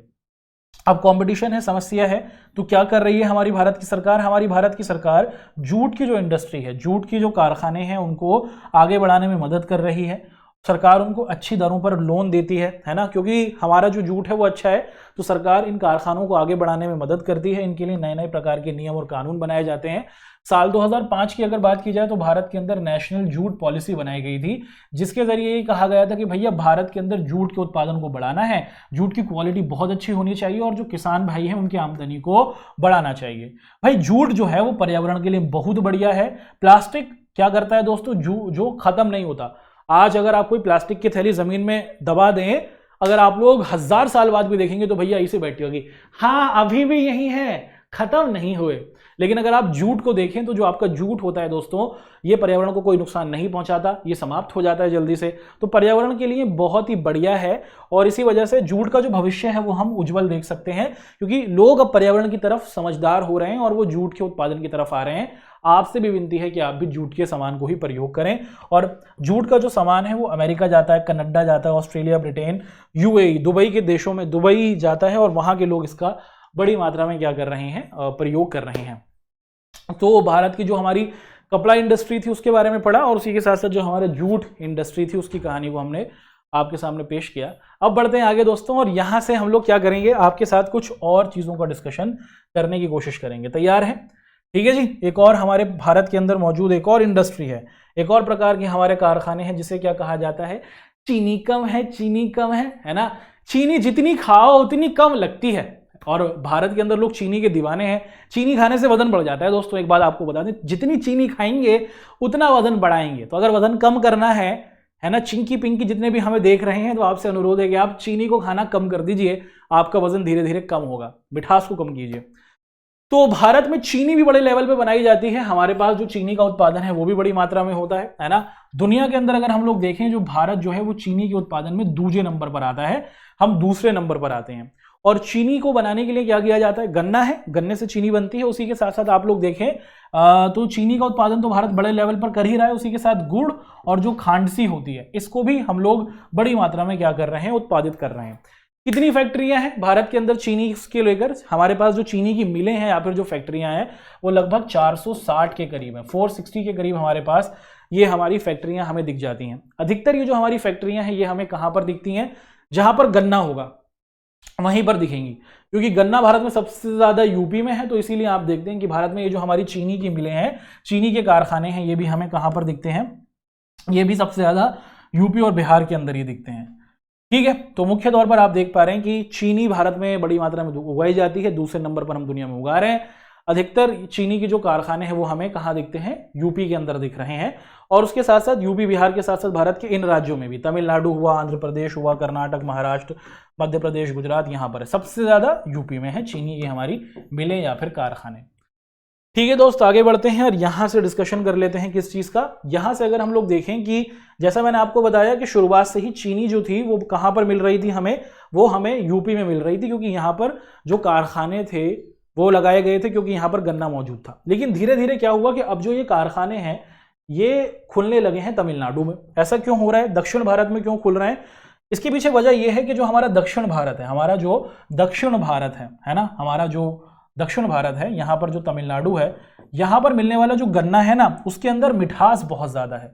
आप क्या देखते हैं कि गन्ने से चीनी बनती है, तमिलनाडु के अंदर मौजूद जो गन्ना है उसके अंदर मिठास ज्यादा है, वो लंबे समय तक क्या कर सकता है, मीठा रहता है, उससे ज्यादा चीनी बनाई जा रही है। तो इसीलिए यूपी से अधिकतर जो फैक्ट्रियां हैं वो कहाँ जा रही हैं, वो आपको साउथ इंडिया या फिर दक्षिण भारत की तरफ जाती हुई दिख रही हैं। इसी वजह से आप देखते हैं कि इन इलाकों में आप देख रहे हैं कि खुली जा रही है। तो महाराष्ट्र में भी बड़ी मात्रा में जो चीनी खुल रही है, तमिलनाडु हुआ, महाराष्ट्र हुआ, इन इलाकों में जो चीनी खुल रही है, क्योंकि यहाँ पर जो मौजूद गन्ना है उसके अंदर मिठास ज़्यादा होती है। और इसी वजह से क्योंकि यहाँ पर जो शर्करा है, मिठास की मात्रा ज़्यादा होती है, इसीलिए बड़ी मात्रा में इन इलाकों के अंदर क्या किया जा रहा है, चीनी का उत्पादन किया जा रहा है, और लोग बड़ी मात्रा में चीनी को यहाँ पर बना रहे हैं। इसीलिए जो फैक्ट्रियाँ थी जो पहले यूपी में थी, है ना, नॉर्थ इंडिया में थी, उत्तर भारत में, वो दक्षिण भारत में जा रही हैं। तो कुछ इस प्रकार से चीनी के गन्ने आते हैं, गन्ने फैक्ट्री में जाते हैं और उसके बाद फिर चीनी बनती है। आप देख पा रहे हैं दोस्तों, ये जो चीनी इंडस्ट्री है, जैसे हर उद्योग के सामने कुछ ना कुछ परेशानियां हैं, वैसे ही हमारी चीनी उद्योग के सामने भी बहुत सी परेशानियां रही हैं। जैसे मान लीजिए कि मैंने गन्ने को काटा, तो भैया गन्ने को काटने के लगभग 2 से 3 दिन के अंदर ही ना इसको फैक्ट्री में पहुंचा दो, वरना जो मिठास होगी ना वो खत्म हो जाएगी, गन्ना ज्यादा चीनी नहीं बना पाएगा। सबसे बड़ी समस्या क्या होती है दोस्त, सबसे बड़ी समस्या होती है मुख्य तौर पर मौसम की, या फिर हम लोग क्या कह सकते हैं, यातायात की। जल्दी से पहुंचाना होता है फैक्ट्री में, अगर टाइम लगा दिया तो जो गन्ने की मिठास है, चीनी ज्यादा बनने की जो शक्ति पावर है वो कहीं ना कहीं कम होगी। सही सड़कें नहीं है, यातायात अच्छा नहीं है, इसी वजह से हम लोग देखते हैं कि जो हमारी चीनी होती है वो ज़्यादा मात्रा में नहीं बन पाती है। अभी भी जो हमारी मशीनें हैं वो पुरानी हैं, हम लोग नई मशीनों का प्रयोग नहीं कर रहे हैं, हमारे पास अच्छे कुशल कारीगर नहीं हैं। ठीक है, तो ये कुछ बड़ी समस्या है जिसकी वजह से आप लोग देखते हैं कि जो हमारी चीनी इंडस्ट्री है वो बड़े लेवल पर आपको क्या दिखती है, परेशान होते हुए दिखती है। अब भारत में चीनी उद्योग के बारे में डिस्कशन कर रहा दोस्तों, आगे बढ़ेंगे। भारत के अंदर एक और प्रकार की बड़ी इंडस्ट्री है, एक और प्रकार की हमारे कारखाने के रूप हैं, और इसे हम लोग किस नाम से पुकारते हैं, इसे हम लोग कहते हैं लोहा और इस्पात उद्योग। ठीक है, तैयार हैं, लोहे और इस्पात उद्योग के बारे में पढ़ेंगे। कुछ इस प्रकार से आप देखते हैं कि ये हमारा इस्पात और लोहा होता है ना। तो ये जो हमारा लोहा और इस्पात उद्योग है ये एक आधारभूत उद्योग है। आधारभूत उद्योग का मतलब कि अधिकतर जो चीजें हैं वो लोहे और इस्पात से ही बनी हुई हैं। डिस्कशन किया था ना हमने शुरुआत में, जो लोहा और इस्पात है ये हमारा एक आधारभूत उद्योग है, क्योंकि हर एक चीज में कहीं ना कहीं आप क्या देखते हैं कि लोहे की उपस्थिति दिखती है, और लोहे के जरिए ही दूसरी मशीनों को बनाया जाता है ना। और जिस देश के अंदर जितनी ज्यादा मात्रा में लोहे और इस्पात के उद्योग होंगे, जिस देश में जितनी ज्यादा मात्रा में लोहे के कारखाने होते हैं, इस्पात के कारखाने होते हैं, वो उस देश के विकास का सूचक होगा। आप दुनिया के जितने भी अमीर देशों को देखें, अमेरिका, कनाडा, उसी के साथ ब्रिटेन, है ना, आप देखते हैं कि न्यूजीलैंड, ऑस्ट्रेलिया, ये सभी जो देश आपको दिख रहे हैं, जर्मनी, फ्रांस, ये सभी जो देश आपको दिख रहे हैं, इन सभी देशों के अंदर एक विशेषता ये है कि यहाँ पर कारखाने हैं और मुख्य तौर पर कारखाने लोहे और इस्पात के हैं। ठीक है, तो भारत के अंदर लोहे और इस्पात का क्या रेशियो रहा है, इसको हम लोग एक टेबल के जरिए आपके सामने प्रस्तुत करना चाहेंगे, तो बहुत बेहतरीन तरीके से इसको हम लोग समझेंगे। हम लोग देखें कि भारत के अंदर जो हमारा ये इस्पात है ना, हमारा ये जो इस्पात है, इसका उत्पादन आप देख पा रहे हैं कि 32.8 मिलियन टन रहा है। तो दुनिया के अंदर भारत जो है वो इस्पात के उत्पादन में क्या है दोस्तों, धीरे धीरे आपको बढ़ता हुआ दिख रहा है। जब आज़ादी मिली थी तो हम लोग 1.04 मिलियन टन उत्पादन कर रहे थे, लेकिन साल 2004-2005 के अंदर हमने इसे 32 मिलियन टन के आसपास इसका उत्पादन किया और ये दुनिया में हम 9वें नंबर पर इसके उत्पादन में आते हैं। और भारत का जो हमारा ये इस्पात है, ये दुनिया के दूसरे देशों में भी जाता है और वहाँ पर भी लोग क्या करते हैं, इस इस्पात को इंग्लिश में स्टील कहते हैं, स्टील के जरिए अपनी चीज़ों को प्रयोग में लाते हैं। ठीक है, और यहाँ तक तो हमने देखा। तो भारत में मुख्य तौर पर आप लोग देखते हैं कि भारत में इस्पात को और लोहे का प्रयोग भी किया जा रहा है, बनाया जा रहा है। तो हम लोहे का उत्पादन तो कर रहे हैं, लोहा हमारे यहाँ से मिल रहा है, लोहे की फैक्ट्रियाँ मौजूद हैं और भारत के लोग लोहे को प्रयोग में भी लाते हैं। यह बताया गया कि भैया जी हर एक भारतीय लगभग क्या कर लेता है दोस्तों, एक साल के अंदर 32 किलो जो स्टील होता है उसका प्रयोग करता है। हम लोग स्टील के उत्पादन में, इस्पात के उत्पादन में भी बड़े लेवल पर अग्रणी हैं। तो भारत में बड़ी बड़ी फैक्ट्रियाँ भी हैं इस्पात की, और उसी के साथ साथ हम देखते हैं कि हम इन इस्पात की फैक्ट्रियों का बड़े लेवल पर प्रयोग भी करते आ रहे हैं, बड़ी ज़्यादा मात्रा में इनका प्रयोग हम लोग करते हैं। और अभी अगर आज के समय में वर्तमान परिप्रेक्ष्य में हम लोग देखें तो भारत के अंदर जो हमारे लोहे जो इस्पात के संयंत्र हैं, भिलाई हमें दिखता है, राउरकेला दिखता है, जमशेदपुर में दिखता है, दुर्गापुर में दिखता है, विशाखापत्तनम में दिखता है, सेलम तमिलनाडु में दिखता है ना, कर्नाटका में दिखता है।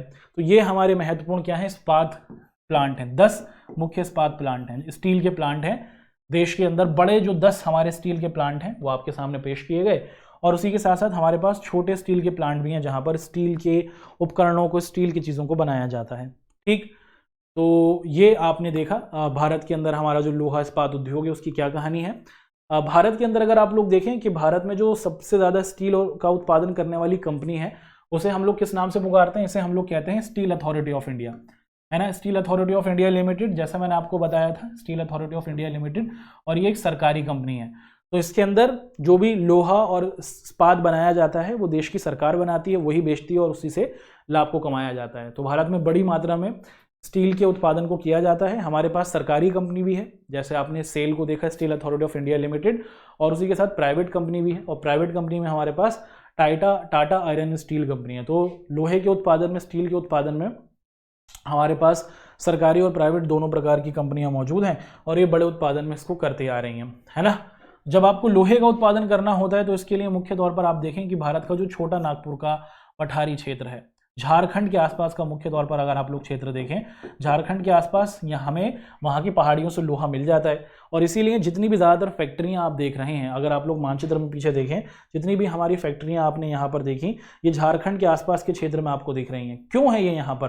क्योंकि यहीं से लोहे की उपस्थिति दिखती है, और यहीं से हमें यहाँ से मिल जाता है लोहा चट्टानों से, है ना, और फिर इसके ज़रिए ही हम लोग क्या करते हैं, लोहे से मशीनों को बनाते हैं। यहाँ पर मिलने वाला जो मजदूर है वो भी बढ़िया है, सड़कें भी अच्छी हैं। तो और इसी वजह से आप देखते हैं कि भारत के अंदर अधिकतर जो हमारे लोहे और इस्पात की फैक्ट्रियाँ हैं वो छोटा नागपुर, यानी कि जो छोटा नागपुर का जो पठारी क्षेत्र है, झारखंड का जो इलाका है, वहाँ पर मौजूद है।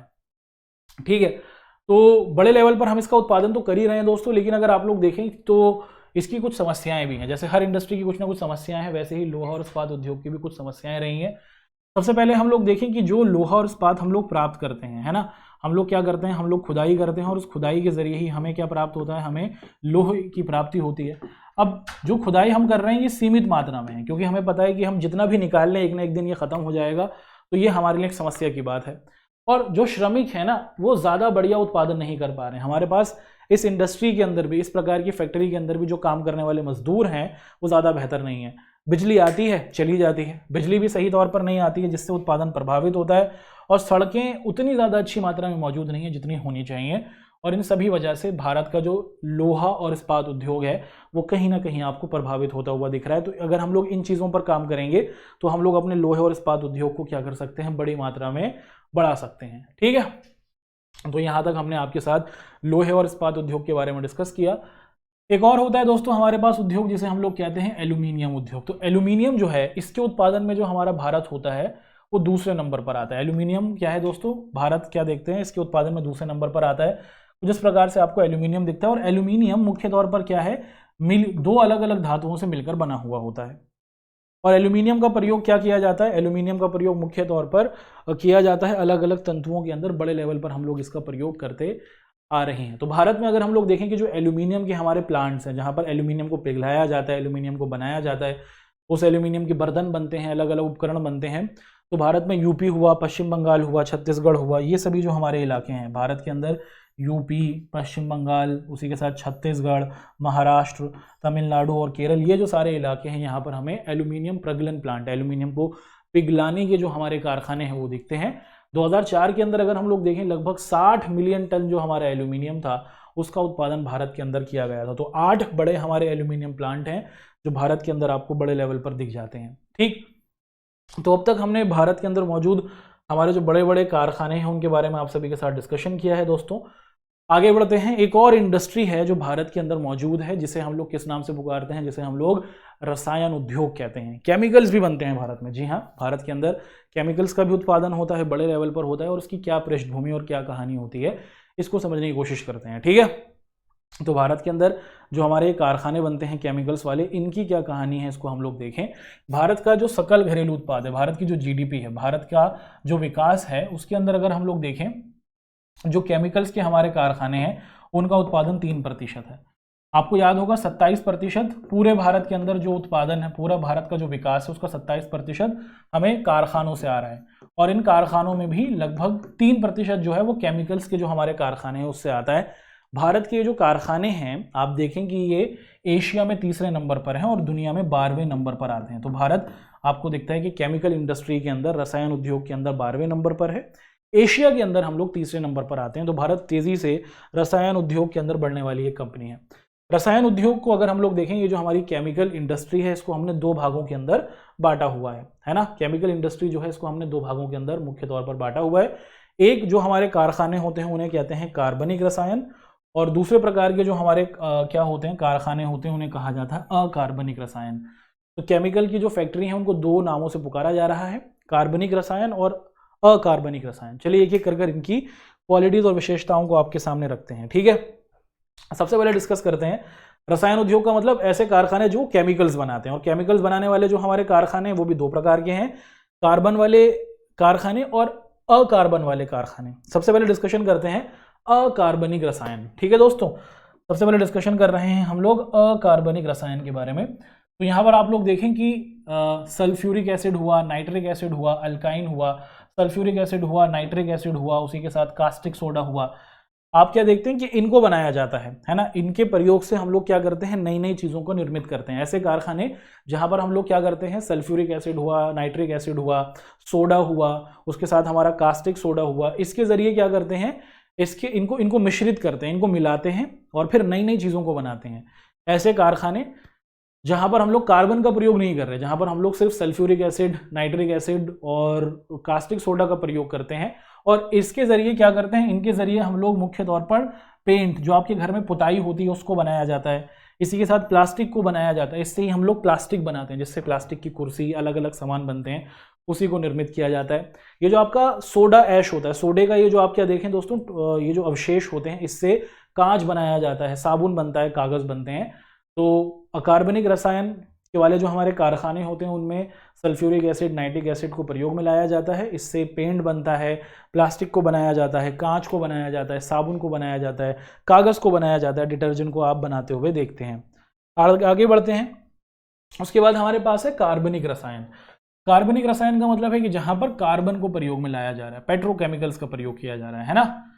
तो ऐसे हमारे कारखाने जहां पर हम लोग क्या करते हैं दोस्तों, पेट्रोलियम का प्रयोग करते हैं। पेट्रोलियम की मदद से हम लोग क्या करते हैं, विनिर्माण करते हैं, या फिर पेट्रोलियम को कच्चे माल के तौर पर प्रयोग में लाकर नई चीज़ को बनाते हैं। और ऐसे कारखानों में हम लोग क्या करते हैं, हम पेट्रोकेमिकल्स को रखते हैं और केमिकल्स को मिलाते हैं, उसके बाद नई नई चीज़ों को बनाते हैं। जैसे आप लोग क्या करते हैं कि आप लोग सिंथेटिक रबड़ को बनाते हैं। एक रबड़ तो हमें प्रकृति से मिलता है, जो दूसरा रबड़ हम प्राप्त करते हैं वो कार्बनिक रसायन की फैक्ट्री में हमें प्राप्त होता है। जो आप देखें कि दवाइयाँ होती हैं वो आप लोग कार्बनिक रसायन से प्राप्त करते हैं। उसी के साथ आप देखें कि जो तेल रिफाइनरी होती है, जहाँ पर तेलों को साफ किया जाता है, स्वच्छ किया जाता है, वो भी कार्बनिक रसायन के अंदर ही किया जाता है। प्लास्टिक को भी इसके ज़रिए हम बनाते हैं। जो टायर होते हैं उनको भी आप लोग देखते हैं, जो आपकी कार के टायर होते हैं वो भी कार्बनिक रसायन के अंदर ही मुख्य तौर पर क्या किए जाते हैं, निर्मित किए जाते हैं। तो रसायन इंडस्ट्री जो है वो भारत के अंदर एक बड़ी इंडस्ट्री है और इसको 2 कैटेगरीज के अंदर बांटा गया है। जैसे हमने देखा कार्बनिक रसायन और उसी के साथ हमारा अकार्बनिक रसायन, इनको हमने पेश किया आपके सामने। चलो दोस्तों आगे बढ़े। आपके सामने एक और प्रकार की हमारी इंडस्ट्री है जिसे हम लोग कहते हैं उर्वरक उद्योग। क्या कहा जाता है इसको कहा जाता है उर्वरक उद्योग।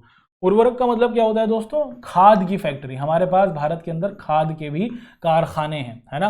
भारत के अंदर अगर हम लोग देखें, हमारे पास खाद को बनाने वाली भी फैक्ट्रियां या फिर कारखाने मौजूद हैं और इन फैक्ट्रियों और कारखानों के अंदर क्या किया जाता है, बड़ी मात्रा में हम लोग अपनी खाद को निर्मित करते हैं। इसके अंदर आप देखें तो नाइट्रोजन युक्त उर्वरक होते हैं। कुछ ऐसी फैक्ट्रियां हैं जहां पर नाइट्रोजन को रखा जाता है। फास्फोरिक वाले हमारे क्या होते हैं दोस्तों, आप देखते हैं कि हमारी खाद होती है। ऐसे ही अमोनिया फास्फेट वाली हमारी क्या होती है, आप देखते हैं कि हमारे उद्योग होते हैं, खाद होते हैं और कॉम्प्लेक्स उर्वरक को बनाया जाता है। तो खाद को बनाने वाले हमारे कारखाने मौजूद हैं। ये 4 कैटेगरीज के हैं और उनको हमने आपके सामने रखा। यहाँ पर अगर हम लोग देखें, जो हमारी खाद की इंडस्ट्री है, उर्वरक उद्योग है, यहाँ पर नाइट्रोजन युक्त उर्वरक होता है ना। यहाँ पर आप देखें कि इन चारों प्रकार से हम लोग क्या कहते हैं, 4 अलग अलग प्रकार की हमारी जो ये खाद है इसको निर्मित करते हैं, ठीक है। और इसके अंदर नाइट्रोजन युक्त उर्वरक होता है, फास्फेटिक उर्वरक होता है, अमोनिया फास्फेट होता है और इनके जरिए ही हम लोग क्या करते हैं, खाद को निर्मित करते हैं और इसी खाद को खेती के तौर पर प्रयोग में लाया जाता है। और ये जो खाद होती है ये बिजनेस इस प्रकार की जो खाद होती है जिसमें नाइट्रोजन, फास्फेट और पोटाश होता है, ये बहुत बढ़िया होती है खेती के लिए।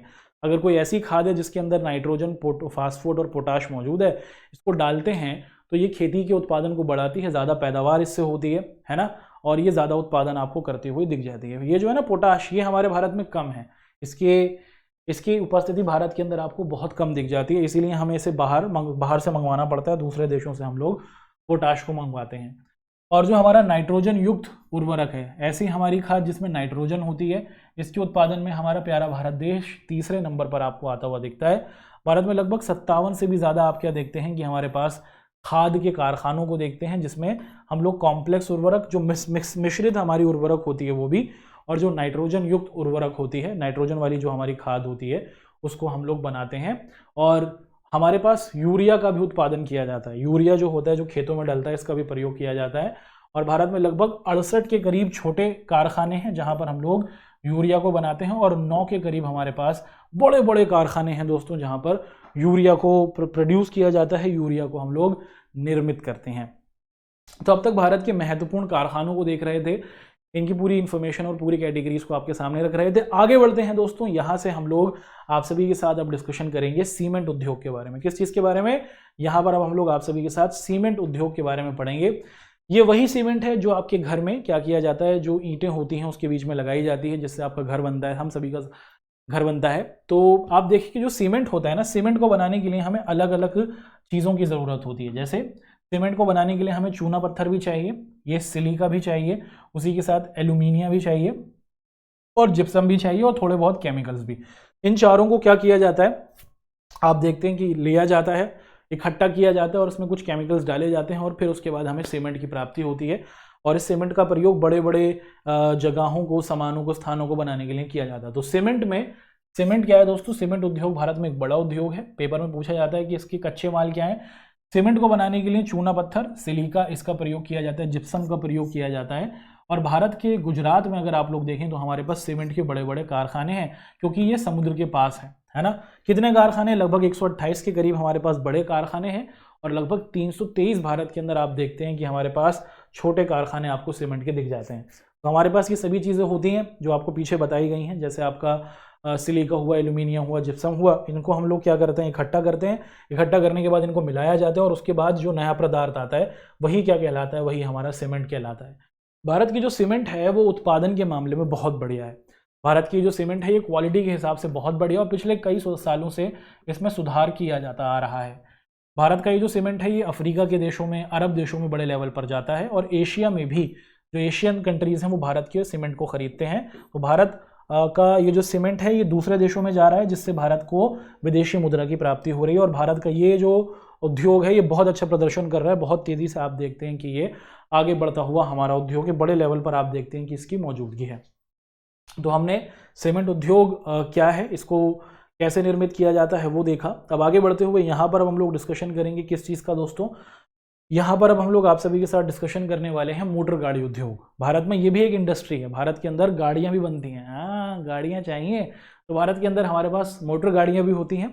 और ये जो हमारी मोटर गाड़ियाँ होती हैं ये साल 1991 के बाद से आप लोग देखें कि इस प्रकार के कारखाने भारत में बड़ी मात्रा में खुलने लगे हैं, जब से सरकार ने नई नीतियों को, नई पॉलिसीज़ को लागू किया। अब भारत के अंदर बड़ी बड़ी फैक्ट्रीज आ गई हैं, बड़ी बड़ी कंपनीज आ गई हैं मोटर गाड़ी को बनाने वाली। क्या आप किसी मोटर गाड़ी कंपनी का नाम बताएंगे जो फैक्ट्रीज लगाती है, जो गाड़ियाँ बनाती है? जैसे आप देखते हैं कि टोयोटा एक गाड़ी बनाने वाली कंपनी है। क्या आप कुछ और गाड़ी बनाने वाली कंपनियों के नाम बताएंगे? तो भारत में बहुत सारी गाड़ी बनाने वाली कंपनियां मौजूद हैं जो बड़ी मात्रा में आपको क्या दिखता है, गाड़ियों का निर्माण करती हैं। भारत में लगभग आप देखें 15 के करीब ये कंपनियां मौजूद हैं, है ना। 15 के करीब ये आपकी कंपनियां आपको दिख जाती हैं। और इनमें से जो 9 कंपनियां हैं वो क्या करती हैं, वो बड़ी बड़ी गाड़ियों को बनाती हैं, बड़ी गाड़ियों को बनाती हुई आपको दिख जाती हैं। ठीक है, बड़ी बड़ी गाड़ियां जो बनती हैं, टू व्हीलर जो होते हैं, स्कूटी का और आपकी जो बाइक होती है वो बनाने वाली भी कंपनियां हैं। और जो बड़ी गाड़ियां बनाती हैं वो आपको 9 के करीब आपको दिख जाती हैं। वैसे बड़ी टोटल जो है वो 15 कंपनियां हमें दिखती हैं। ठीक है, होंडा हुई, टोयोटा हुई, ये कुछ एग्जाम्पल आपको दिख रहा है। भारत के अंदर जो मोटर गाड़ी के उद्योग हैं वो हमें बड़े शहरों में जैसे दिल्ली, गुड़गांव, मुंबई, पुणे, यहाँ पर आपको दिखते हैं। और यहाँ पर हैदराबाद, जमशेदपुर के अंदर बड़ी बड़ी फैक्ट्रीज़ हैं। और इन फैक्ट्रीज़ के अंदर हम लोग क्या देखते हैं कि जो हमारी कार होती हैं उनको निर्मित किया जाता है। क्लियर हुआ दोस्तों? तो यहाँ पर अब तक हमने आप सभी के साथ जो हमारे ये अलग अलग उद्योग रहे थे इनकी कहानी को आप सभी के सामने रखा है। अब आगे बढ़ते हुए कुछ और बिंदुओं को आपके सामने रखेंगे। ये है कि भारत में एक और प्रकार की इंडस्ट्री मौजूद है जिसे हम लोग किस नाम से पुकारते हैं, जिसे हम लोग मुख्य तौर पर कहते हैं सूचना प्रौद्योगिकी, इंफॉर्मेशन और इलेक्ट्रॉनिक्स उद्योग। इलेक्ट्रॉनिक्स उद्योग का मतलब कि हम क्या कर रहे हैं, हम लोग मुख्य तौर पर फ़ोन बना रहे हैं, लैपटॉप बना रहे हैं, और जो डेटा होता है, इंफॉर्मेशन होती है, और इसको भी निर्मित कर रहे हैं। तो भारत के अंदर जो हमारी सूचना प्रौद्योगिकी है, इंफॉर्मेशन टेक्नोलॉजी है, भारत के अंदर ये भी तेज़ी से बढ़ने वाली एक इंडस्ट्री है। इसको भी लेकर आप देखते हैं कि बहुत सारे फैक्ट्रीज़ और इंडस्ट्रीज़ खोली जा रही हैं। मुंबई, पुणे, हैदराबाद, दिल्ली, ये महत्वपूर्ण उद्योग क्षेत्र हैं। और भारत के अंदर जो बेंगलोर शहर है, भारत के अंदर ये जो आप देखते हैं कि बेंगलोर शहर है कर्नाटका का, ये आईटी इंडस्ट्री के अंदर सॉफ्टवेयर, हार्डवेयर जो कंप्यूटर में और मोबाइल फ़ोन में डलता है, इसको बनाने वाला एक बहुत ही बड़ा शहर है। यहाँ पर दुनिया की बड़ी बड़ी कंपनीज आपको दिखती हैं। भारत के युवा यहाँ जाते हैं और इन फैक्ट्रीज़ में और इन कंपनीज़ में काम करते हैं।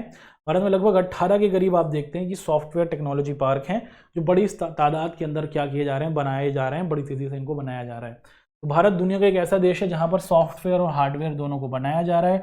भारत का ये जो सॉफ्टवेयर और हार्डवेयर है ये भारत में बड़ी मात्रा में लोगों को रोजगार दे रहा है। साल 2005 के आंकड़ों के हिसाब से देखें तो लगभग 10 लाख लोगों को आप देखते हैं कि ये जो हमारी आईटी इंडस्ट्री है, सूचना उद्योग है, जो बेंगलोर में मुख्य तौर पर है, ये लोगों को बड़े स्तर पर रोजगार दे रहा है। और हाल के समय में आप देखें कि कॉल सेंटर खुल गए हैं अलग अलग कंपनीज़ के। इन कॉल सेंटर के अंदर युवा लोग काम करते हैं, जिससे क्या होता है, जिससे मुख्य तौर पर हमारे युवाओं को रोजगार मिल रहा है। और देश के अंदर जो फॉरेन करेंसी है, विदेशी मुद्रा भी हमारे देश के अंदर आ रही है और ये देश के विकास में एक अच्छा योगदान दे रही है। भारत में आप लोग देखें दोस्तों, हमारे पास इलेक्ट्रॉनिक उपकरण भी हैं, हम लोग मोबाइल फ़ोन वगैरह को भी निर्मित करते हैं बड़ी अच्छी मात्रा में। ठीक है, चलिए, तो अब तक विनिर्माण है क्या, विनिर्माण की क्या पूरी पृष्ठभूमि है, उद्योगों के क्या क्या प्रकार होते हैं, भारत के अंदर फेमस हमारी कौन कौन सी इंडस्ट्रीज़ या फिर उद्योग हैं, उनको हमने आप सभी के सामने रखा। आगे बढ़ेंगे और यहाँ पर डिस्कशन करेंगे किस चीज़ का, कि ये जो इतनी सारी फैक्ट्रीज़ के बारे में हमने डिस्कशन किया, इनके फ़ायदे देख लिए भैया। इससे रोज़गार मिल रहा है, लोगों को काम मिल रहा है, लोगों के पास पैसा आ रहा है, लोगों का जीवन अच्छा हो रहा है, देश का विकास हो रहा है। कुछ नुकसान भी हैं, जी हाँ, जैसे हर एक चीज़ के कुछ ना कुछ फ़ायदे होते हैं, वैसे ही हम लोग देखते हैं कि जो हमारी फैक्ट्रीज़ हैं इनके कुछ नुकसान भी हैं। क्या क्या नुकसान है उनको एक एक कर आपके सामने हम लोग यहाँ पर प्रस्तुत करते हैं। ठीक है, तो सबसे पहले हम लोग देखेंगे जो हमारी फैक्ट्रीज़ हैं इनके अंदर आप लोग देखते हैं कि ज़्यादा फैक्ट्रीज़ के खुल जाने से अलग अलग प्रकार से क्या हो रहा है, प्रदूषण हो रहा है। कार्बन डाइऑक्साइड इन फैक्ट्रीज से निकल रही है, कार्बन मोनोऑक्साइड निकल रही है, जिससे वायु प्रदूषण होता है। और वायु प्रदूषण से हो जाने से आप देखते हैं कि जो सांस लेने में लोगों को बहुत ज़्यादा दिक्कत होती है। तो जो लोग हैं आपको दिखता है कि उनको सांस लेने में बहुत ज़्यादा दिक्कत होती है। साल 1984 में क्या हुआ था, एक फैक्ट्री थी भोपाल के अंदर, वहां से तो ऐसी जहरीली गैस निकली कि लाखों, आप देखते हैं कि 10,000 के करीब जो लोग थे वो रात में सोते सोते ही मर गए, जीवन उनका समाप्त हो गया। तो ये जो फैक्ट्रीज हैं कभी कभार ऐसी जहरीली गैसों का प्रयोग कर लेते हैं, और अगर ये जहरीली गैस का रिसाव हो जाता है तो लोगों की जान चली जाती है। और अब भी भारत के अंदर बहुत से जो हमारे इलाके हैं वहाँ पर जो फैक्ट्रीज हैं जो केमिकल्स को प्रयोग में लाती हैं, वो हवाओं के अंदर क्या करती हैं, अपने धुएं को छोड़ देती हैं, जिससे जानवरों के लिए, मनुष्यों के लिए, पेड़ पौधों के लिए, यहाँ तक कि घर भी जो होते हैं वो बहुत ज़्यादा नुकसान में जाते हैं। और ये जो धुआं होता है ये लोगों के जीवन को कहीं ना कहीं बड़े स्तर पर आपको दिखता है कि प्रभावित करता है और हमारे वातावरण पर एक प्रतिकूल और गलत असर डालता है। ऐसे ही बहुत सी जो फैक्ट्रियां हैं दोस्तों, वो क्या करती हैं कि ये जो इनके यहाँ से बचा हुआ कचरा होता है, अपशिष्ट पदार्थ होता है, इसको सही तरीके से समाप्त नहीं करती हैं। ये क्या करती हैं भैया, इनके यहाँ का जो कार्बनिक और अकार्बनिक कचरा होता है इसको सीधे ही नदियों में डाल देती हैं, जिससे जो हमारी नदियाँ होती हैं वो प्रदूषित हो जाती हैं। नदियों का जल पीने योग्य नहीं होता। और मुख्य तौर पर वो कौन से हमारे कारखाने हैं जो नदियों को प्रभावित करते हैं, तो अगर आप लोग देखें कि जहाँ पर केमिकल्स की फैक्ट्रियां होती हैं, जहां पर कागज़ बनाया जाता है, जहां पर पेट्रोलियम होता है, इन कारखानों के अंदर हम लोग देखते हैं कि जो हमारी फैक्ट्री होती है वो बहुत ज़्यादा आपको प्रभावित होते हुए दिख जाती है। अच्छा, इन फैक्ट्रीज से जो निकलने वाला आप देखते हैं कि जो पदार्थ होता है, इन फैक्ट्रीज से निकलने वाला जो आपको दिखता है कि अपशिष्ट पदार्थ होता है, जब ये पानी में जाता है तो पानी के अंदर क्या कर देता है, पानी का जो टेम्परेचर होता है ना उसको भी ये क्या कर देता है, प्रभावित कर देता है। जब ये गंदा अपशिष्ट पदार्थ, जब ये फैक्ट्रियों से निकलने वाला केमिकल जो है नदियों के अंदर जाता है तो बड़ी मात्रा में हमारा जो पानी का टेम्परेचर है, सामान्य टेम्परेचर है, उसको प्रभावित कर देता है। इससे पानी तो दूषित होता ही है, इसी के साथ साथ जल में रहने वाले जो हमारे जलीय जीव हैं वो बहुत ज़्यादा क्या होते हैं, प्रभावित होते हैं। आप देखते हैं कि आए दिन खबरें आती रहती हैं कि एक नदी के अंदर इतनी सारे मछलियाँ मरी। कैसे मरी? क्योंकि केमिकल के आ जाने की वजह से जो उनके जीवन के लिए सामान्य टेम्परेचर था वो बढ़ गया, और उसके बढ़ने की वजह से ही आप देखते हैं कि बड़ी मात्रा में जो हमारे जलीय जीव होते हैं उनका जीवन खतरे में पड़ जाता है। उसी के साथ कभी कभार बहुत सी ऐसी रेडियो एक्टिव, बहुत सी ऐसी संस्थान होते हैं या फिर कंपनियां होती हैं जो रेडियो एक्टिव अपशिष्ट को प्रयोग में लाती हैं, है ना, जो परमाणु से संबंधित काम करती हैं, और वो क्या कर देती हैं कि कभी कभार इन थर्मल प्लांट से निकलने वाला, ये जो अलग अलग फैक्ट्रियां होती हैं इनसे निकलने वाला जो गर्म पानी होता है वो सीधे नदियों और नालों में जाता है, और जिससे वहाँ पर रहने वाले जो हमारे जीव जंतु होते हैं वो इसकी क्या हो जाते हैं, प्रदूषित हो जाते हैं रेडियो एक्टिव पदार्थ की वजह से, और जिससे उनका जीवन बहुत ज़्यादा ख़राब हो जाता है।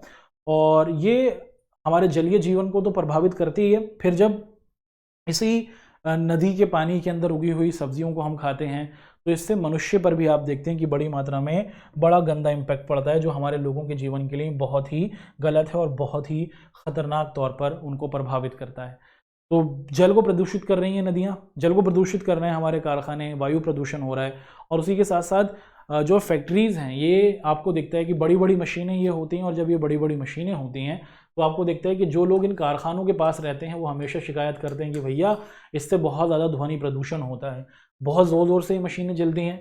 इसके चलने से जो लोग इन मशीनों के और कारखानों के आसपास रहते हैं उनको blood pressure, high blood pressure की संभावना रहती है, उनको बहरा होने की खतरा रहती है। और इन कारखानों और मशीनों के अंदर जो आप देखते हैं कि जो जनरेटर ड्रिल होती है वो बहुत ज़्यादा शोर मचाते हैं, जिससे आसपास रहने वाले लोगों को कान संबंधी बीमारी, और आपको दिखता है कि वो उनके जीवन पर प्रतिकूल प्रभाव डालती हैं। तो इन इंडस्ट्रीज से, इन कारखानों से फ़ायदे तो बहुत हमें दिख रहे हैं, लेकिन ये हमारे पर्यावरण को नुकसान पहुंचा रही है। इसलिए सरकारों को ज़रूरत है कि इन पर सही तौर पर नियम बनाए जाएं, और अगर इन्हीं नियमों को सही तरीके से लागू किया जाएगा तो बड़ी मात्रा में हम लोग क्या कर सकते हैं, बड़ी मात्रा में हम लोग इसको रोक सकते हैं। तो ये जो हमारे पूरे के पूरे कारखाने आपको दिख रहे हैं पर्यावरण पर गलत नुकसान डाल रहे हैं, इसको रोकने के लिए क्या है भैया, हम मुख्य तौर पर हमें जल का पुनर्चक्रीकरण करना होगा। जब जल दूषित हो जाए, जल को अच्छे तरीके से हमें स्वच्छ करना होगा, केमिकल्स जो उसके अंदर से हैं उसको निकालना होगा। ऐसी जगह पर फैक्ट्री को लगाना होगा जो शहर से दूर हो, जिससे लोग ध्वनि प्रदूषण से प्रभावित ना हो। अगर फैक्ट्रियां मौजूद हों, उनसे निकलने वाला जो धुआं है उनके ऊपर चिमनी लगाई जाए, और उस चिमनी की मदद से क्या किया जा सकता है, हम लोग मुख्य तौर पर ये जो प्रदूषण हो रहा है इसको रोक सकते हैं, है ना। सीधा गर्म पानी ना डाला जाए, जो अपशिष्ट पदार्थ हैं उनको नदियों नालों में ना डाला जाए, और इनको फैक्ट्री के अंदर ही क्या किया जाए, समाप्त किया जाए। तो इन चीज़ों से हम लोग दोबारा से जो अपनी पृथ्वी है इसको स्वच्छ रख सकते हैं, और ये उद्योग वास्तविकता में मनुष्य के विकास के लिए बहुत ज़्यादा हानिकारक नहीं होंगे, लाभकारी होंगे। ठीक है, तो यहाँ तक तो हमने दोस्तों आप सभी के साथ अपनी आज की क्लास के इन सभी बिंदुओं को किया। और अब हम लोग क्या करते हैं, आप सभी का कहते हैं धन्यवाद। ये जो हमारा पूरा का पूरा अध्याय रहा, कौन सा अध्याय रहा दोस्तों, हमने मुख्य तौर पर आप सभी के साथ ये जो हमारा विनिर्माण वाला चैप्टर था, इसकी पूरी की पूरी कहानी को आपके साथ डिस्कस किया। विनिर्माण होता क्या है, विनिर्माण का क्या अर्थ है, विनिर्माण से क्या तात्पर्य, इसको पूरे तौर पर समझ लिया। अब हम लोग क्या करते हैं, अब हम लोग आप सभी के साथ लेते हैं विदा। आशा करते हैं कि आप सभी बच्चों को हमारी आज की ये क्लास आई होगी पसंद। मुलाकात करेंगे आप सभी से अपनी अगली क्लास में। आप सभी बच्चों को जरूर बताना है कि आपको हमारी ये क्लास कैसी लगी। मैं आपसे पूरा वादा करता हूं कि आपके पेपर में इस चैप्टर से संबंधित कोई भी चीज अब बाहर से नहीं आएगी। जो भी चीजें हमने पढ़ी हैं सब पेपर में यहीं से आने वाला है। एक और चीज आपको जरूर करनी है, हमारी इस क्लास को अपने दोस्तों के साथ जरूर शेयर कीजिएगा और उसी के साथ साथ आपको अब ये बताना है कि आप लोग अगली क्लास कौन से चैप्टर से कराना चाहते हैं। इतिहास का हो सकता है, भूगोल का, अर्थशास्त्र का, राजनीतिक विज्ञान का, जिस भी चैप्टर को आप डिमांड करेंगे उस चैप्टर को हम लोग अपनी नेक्स्ट क्लास में आप सभी के सामने रखने वाले हैं। इसी आशा और उम्मीद के साथ कि आप सभी बच्चों से मुलाकात होगी अपनी नेक्स्ट क्लास में। तब तक आप सभी बच्चे अपना ध्यान रखें। आपका हमारे साथ जुड़ने के लिए बहुत बहुत धन्यवाद।